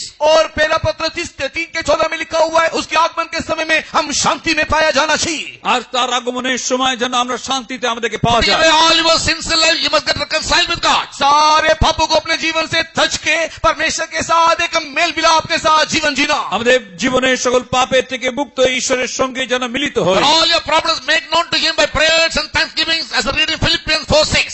फिलिप्पी की किताब 4:4 में हमारी सारी जरूरतों और आवश्यकताओं को प्रार्थना और स्तुति के द्वारा उनको बताएं। ফিলিপিও 4:6 আমাদের সকল প্রার্থনা আবশ্যকতাগুলিকে প্রার্থনার Follow মাধ্যমে তার peace কাছে with all জানাই। men. सारे मनुष्य के साथ शांति नहीं तो मेल मिलाप बनाए रखे। সকল মানুষের সঙ্গে শান্তি Put রক্ষা away করি। hatred, malice and envy. हर एक प्रकार की दुष्टता कलह और झगड़े को अपने जीवन से निकाल दे, সকল দুষ্টতা হিংসা ঘৃণা আমাদের When জীবন he থেকে বার shall করে appear, দিন। that we may be found of him. ताकि जब वो आए हम उसमें पाया जाए। যখন তিনি আসবেন যেন তাতে আমাদেরকে পাওয়া 1 যায়। John 3:3-6 says, पहला यूहन्ना 3 से लेकर के 6 तक में लिखा है, প্রথম জন 3:3-6 পদ। as he is pure, he also must be pure in his sight. जिस प्रकार वो शुद्ध है हम उसकी दृष्टि में वैसे ही शुद्धता पाए। যেমন তিনি শুদ্ধ সেইভাবে আমাদেরকেও শুদ্ধ হতে হবে। White cloth, एक सफेद वस्त्र সাদা সেই শুভ্র Pure বস্ত্র, garment. और एक पवित्र वस्त्र, সূচি বস্ত্র, that is said to be the righteousness of the saints of God. और वो धर्मियों के धार्मिकता को दिखाता है। তার সাধুগণের সেই ধার্মিকতাকে দেখায়। By yielding every member of your body as instruments of righteousness अपने to शरीर- fulfill God-given laws and commandments. अब परमेश्वर दी हुई सारी व्यवस्था को पूरा करने के लिए अपने शरीर के प्रत्येक अंग प्रत्येकों को धार्मिकता के हथियार स्वरूप समर्पण करना है। আর ঈশ্বরের সকল ধার্মিকতাকে পূর্ণ করার জন্য আপনার দেহের সঙ্গ সকল Your life অঙ্গগুলিকে can be তার made কাছে holy. সমর্পণ করবেন। आपका जीवन पवित्र होना चाहिए। আপনার জীবন পবিত্র হতে হবে। It shall be your holiness if you observe to keep all his commandments. Numbers 15:40 reads. और गिनती की किताब के 15 वचन में हम देखने पाते हैं कि पवित्रता का एक अर्थ होता है उसकी सारी व्यवस्थाओं का पालन करना। আর গণনা পুস্তক 15:14 আমরা দেখি যে তার সকল ব্যবস্থাকে পালন করা হচ্ছে ধার্মিকতা। The holiness without which no man can see God when he comes. जब पवित्रता के बिना कोई भी उसको देख नहीं सकता। পবিত্রতা ব্যতিরেকে কোনো মানুষ তাকে দেখতে পাবে না। If you are led behind in his coming, अगर उसकी आगमन में आप हाथ छोड़ दिए তার जाओगे, আগমনে আপনার হাত ছেড়ে গেলে you will have to go through all the tribulation for 7 years under the rulership of the Antichrist or the one word ruler. और उस समय में जब हाथ छोड़ दी जाओगे तो 7 साल के लिए उस मसीह विरोधी नहीं तो एक वैश्विक जो राज्य करने के लिए जो आएगा उसके अधीन आपको दुख और कष्ट उठाना पड़ेगा। আর সেই সময় যদি আপনার হাত ছেড়ে যান তাহলে 7 বছরের জন্য সেই খ্রিস্ট বিরোধী যে আসবে এবং বিশ্বের একজন যে নিয়ন্ত্রণ When কর্তা the যে 7 থাকবে years তার of অধীনে tribulation period of the Antichrist is over, जब 7 साल का मसीह विरोधी का राज्य समाप्त होगा, 7 বছরের খ্রিস্ট বিরোধী রাজত্ব শেষ হলে Jesus will once again come openly. यीशु मसीह प्रकट रूप से एक और बार इस संसार में लौटेगा। প্রভু যিশু আবার এই জগতে সবার চোখের সামনে আসবেন। When the seventh angel will sound, जब सातवां तुर्री जो सातवां शब्द जो दूत का सुनाई देगा, সপ্তম সেই দূতের রব শোনা গেলে Jesus will come to establish a kingdom on the earth for 1000 years, as we read in Revelation 20:4. और प्रकाशित वाक्य 20 अध्याय के 4 वचन में सातवां दूतों का शब्द सुनाई देने के समय में प्रभु यीशु मसीह इस पृथ्वी पर एक बार राज्य स्थापित करने के लिए लौटेगा। আর প্রকাশিত বাক্য 21 অধ্যায় 4 পদে আমরা দেখি যে সেই সপ্তম দূতে সেই তুরীবাদদের সঙ্গে প্রভু যিশু আরেকবার এই জগতে নেমে আসবেন All the- 1000 বছরের রাজত্বকালের All জন্য। the saints were taken up in the secret coming will also join him in coming to reign in this earth for 1000 years, and that is the privilege that God has reserved for you and me. गुप्त आगमन में जितने भी संत प्रभु यीशु मसीह के गुप्त आगमन में उठा लिए जाएंगे वे सब इसी पृथ्वी पर यीशु मसीह के 1000 साल के राज्य में दोबारा इस पृथ्वी पे राज्य करने के सौभाग्य परमेश्वर ने आपको मुझको दिया है। আর প্রভু যিশুর গুপ্ত আগমনে যত ঈশ্বরের সাধুগণ উত্থাপিত হয়ে যাবেন তারা আবার এই জগতে প্রভু যিশুর সঙ্গে 1000 বছর রাজত্ব করার And জন্য shall the আসবেন। kingdoms of this earth will become the kingdoms of our Lord and our Savior Jesus Christ. और इस इस रीति से ये जगत का राज्य हमारे प्रभु यीशु मसीह उद्धारकर्ता का राज्य करके बदल जाएगा। এইভাবে এই সারা জগতে প্রভু যিশুর রাজত্ব রূপে তা বদলে যাবে। Hallelujah.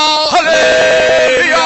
हम लोग all be on our knees, close our eyes. आइए हम लोग सब आंखों को बंद करके थोड़ी देर के लिए घुटने में हो जाएं। আসুন আমরা সবাই চোখ বন্ধ করি, জানুর উপরে আসি। Make up your mind. अपने मन को तैयार करें। আপনার মন প্রস্তুত করুন। Sorry, I couldn't elaborate all the truths due to lack of time. और समय के अल्प होने के कारण सारी बातों को मैं विवरण कर नहीं पाया, इसके लिए मैं माफी चाहता हूँ। সময় সংক্ষেপ হবার কারণে সকল সত্যকে আমি ব্যাখ্যা করতে পারিনি, আমি ক্ষমা চাই। आप लोग जागते रहो, আপনারা জেগে থাকুন, Be ready. आप तैयार रहो, প্রস্তুত থাকুন। Keep serving God till the last breath of your life. आपके जीवन के अंतिम श्वास तक ईश्वर की सेवा करते रहो। জীবনের শেষ শ্বাস পর্যন্ত ঈশ্বরের সেবা করুন। Prepare yourself अपने आप को प्रस्तुत करो, নিজেকে প্রস্তুত in করুন। all righteousness and holiness and purity in life. अपने जीवन में सारी धार्मिकता, पवित्रता, शुद्धता को बनाए रखो। আপনার জীবনের ধার্মিকতা, পবিত্রতা, সুচিতাকে Let রক্ষা us all করুন। be on our knees. इसके लिए आइए हम लोग सब घुटने में हो जाएं। আসুন আমরা সবাই জানুর উপরে Let's আসি। be thankful to God for the word of God. परमेश्वर के वचन के लिए आइए सबसे पहले हम लोग शुक्रगुजार हो। আর আসুন ঈশ্বর বাক্যের কাছে আমরা In কৃতজ্ঞ this হই। world we have no comfort.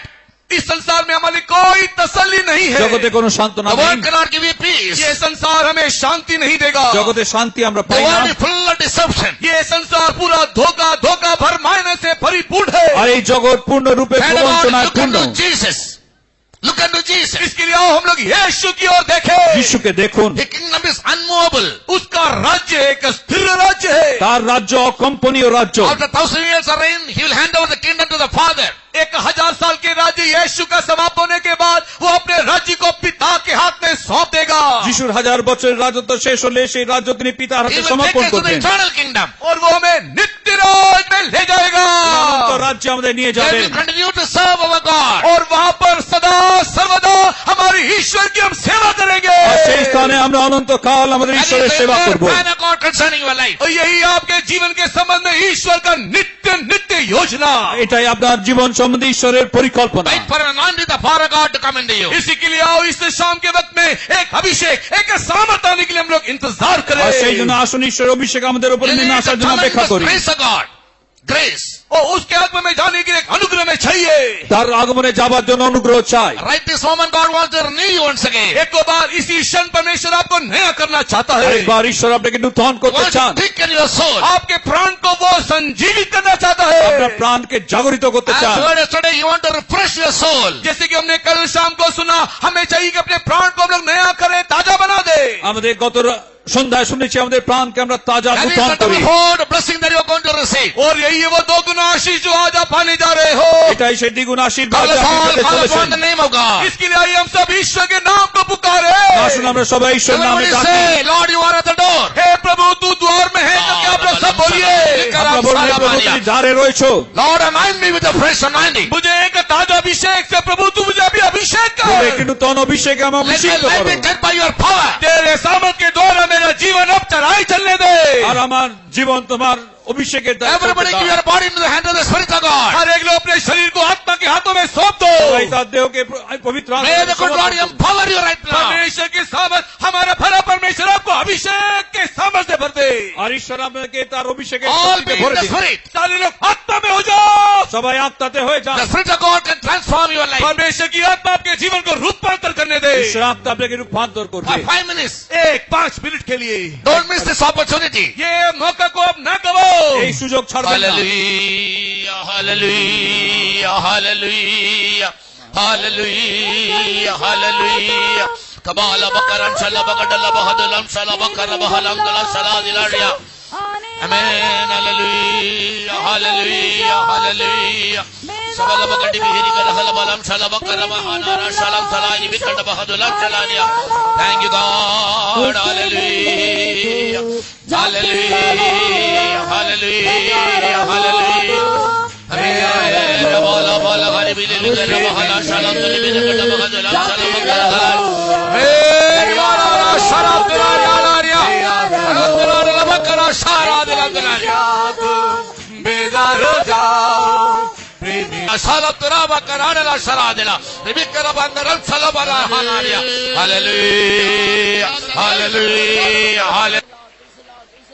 Come, let's all with grateful heart for the word of God that delivered to us today through the Spirit.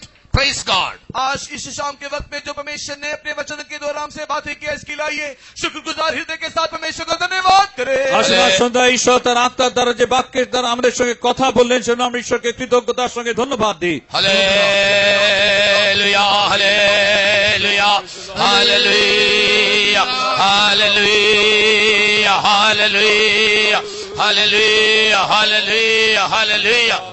Heaven and earth might pass away, not a jot or a tittle from the word of God will ever pass away, said Jesus. प्रभु यीशु मसीह ने कहा, आकाश और पृथ्वी टल जाएगा, लेकिन एक बिंदु, एक मात्रा भी इधर उधर नहीं होगा। আর প্রভু যিশু বলছেন যে আকাশ ও পৃথিবী চলে যাবে, কিন্তু আমার বাক্যের একটি মাত্রাও বদলাবে না। The word of God will fulfill all God's plan concerning us in our lives. हमारे जीवन के संबंधित परमेश्वर की सारी योजना को निश्चय पूरा करेगा। আমাদের জীবন সম্বন্ধে ঈশ্বরের সকল পরিকল্পনা নিশ্চয়ই তিনি পূর্ণ করবেন। For the counsel of God, once again, let's all lift up our hands and praise God. परमेश्वर ने आज हमें दिया हुआ सलाह के लिए आओ हाथों को उठाते हुए करबार धन्यवाद करें। আজকে ঈশ্বরের যে মন্ত্রণা তিনি দিলেন, তার জন্য আরেকবার হাত তুলে আমরা ঈশ্বরকে ধন্যবাদ দিই। Hallelujah, hallelujah, hallelujah, hallelujah. For the Lord having graciously undertaken the second evening session of this convention series, let's once again praise God. हमारे इस सम्मेलन के धारा के दूसरे संध्याकालीन समय इस सभा का बोझ परमेश्वर ने बड़े अनुग्रह के द्वारा हमें संभाले चलाया है, इसके लिए परमेश्वर को धन्यवाद करें। আমাদের ঈশ্বরের এই আমাদের সম্মেলনের দ্বিতীয় দিনের এই আরাধনার ভার প্রভু বহন করে তিনি সুন্দরভাবে আরাধনা তিনি পরিচালনা করলেন, সেজন্য কৃতজ্ঞ হৃদয় আমরা তাকে ধন্যবাদ দিই। Praise the Lord, praise the Lord.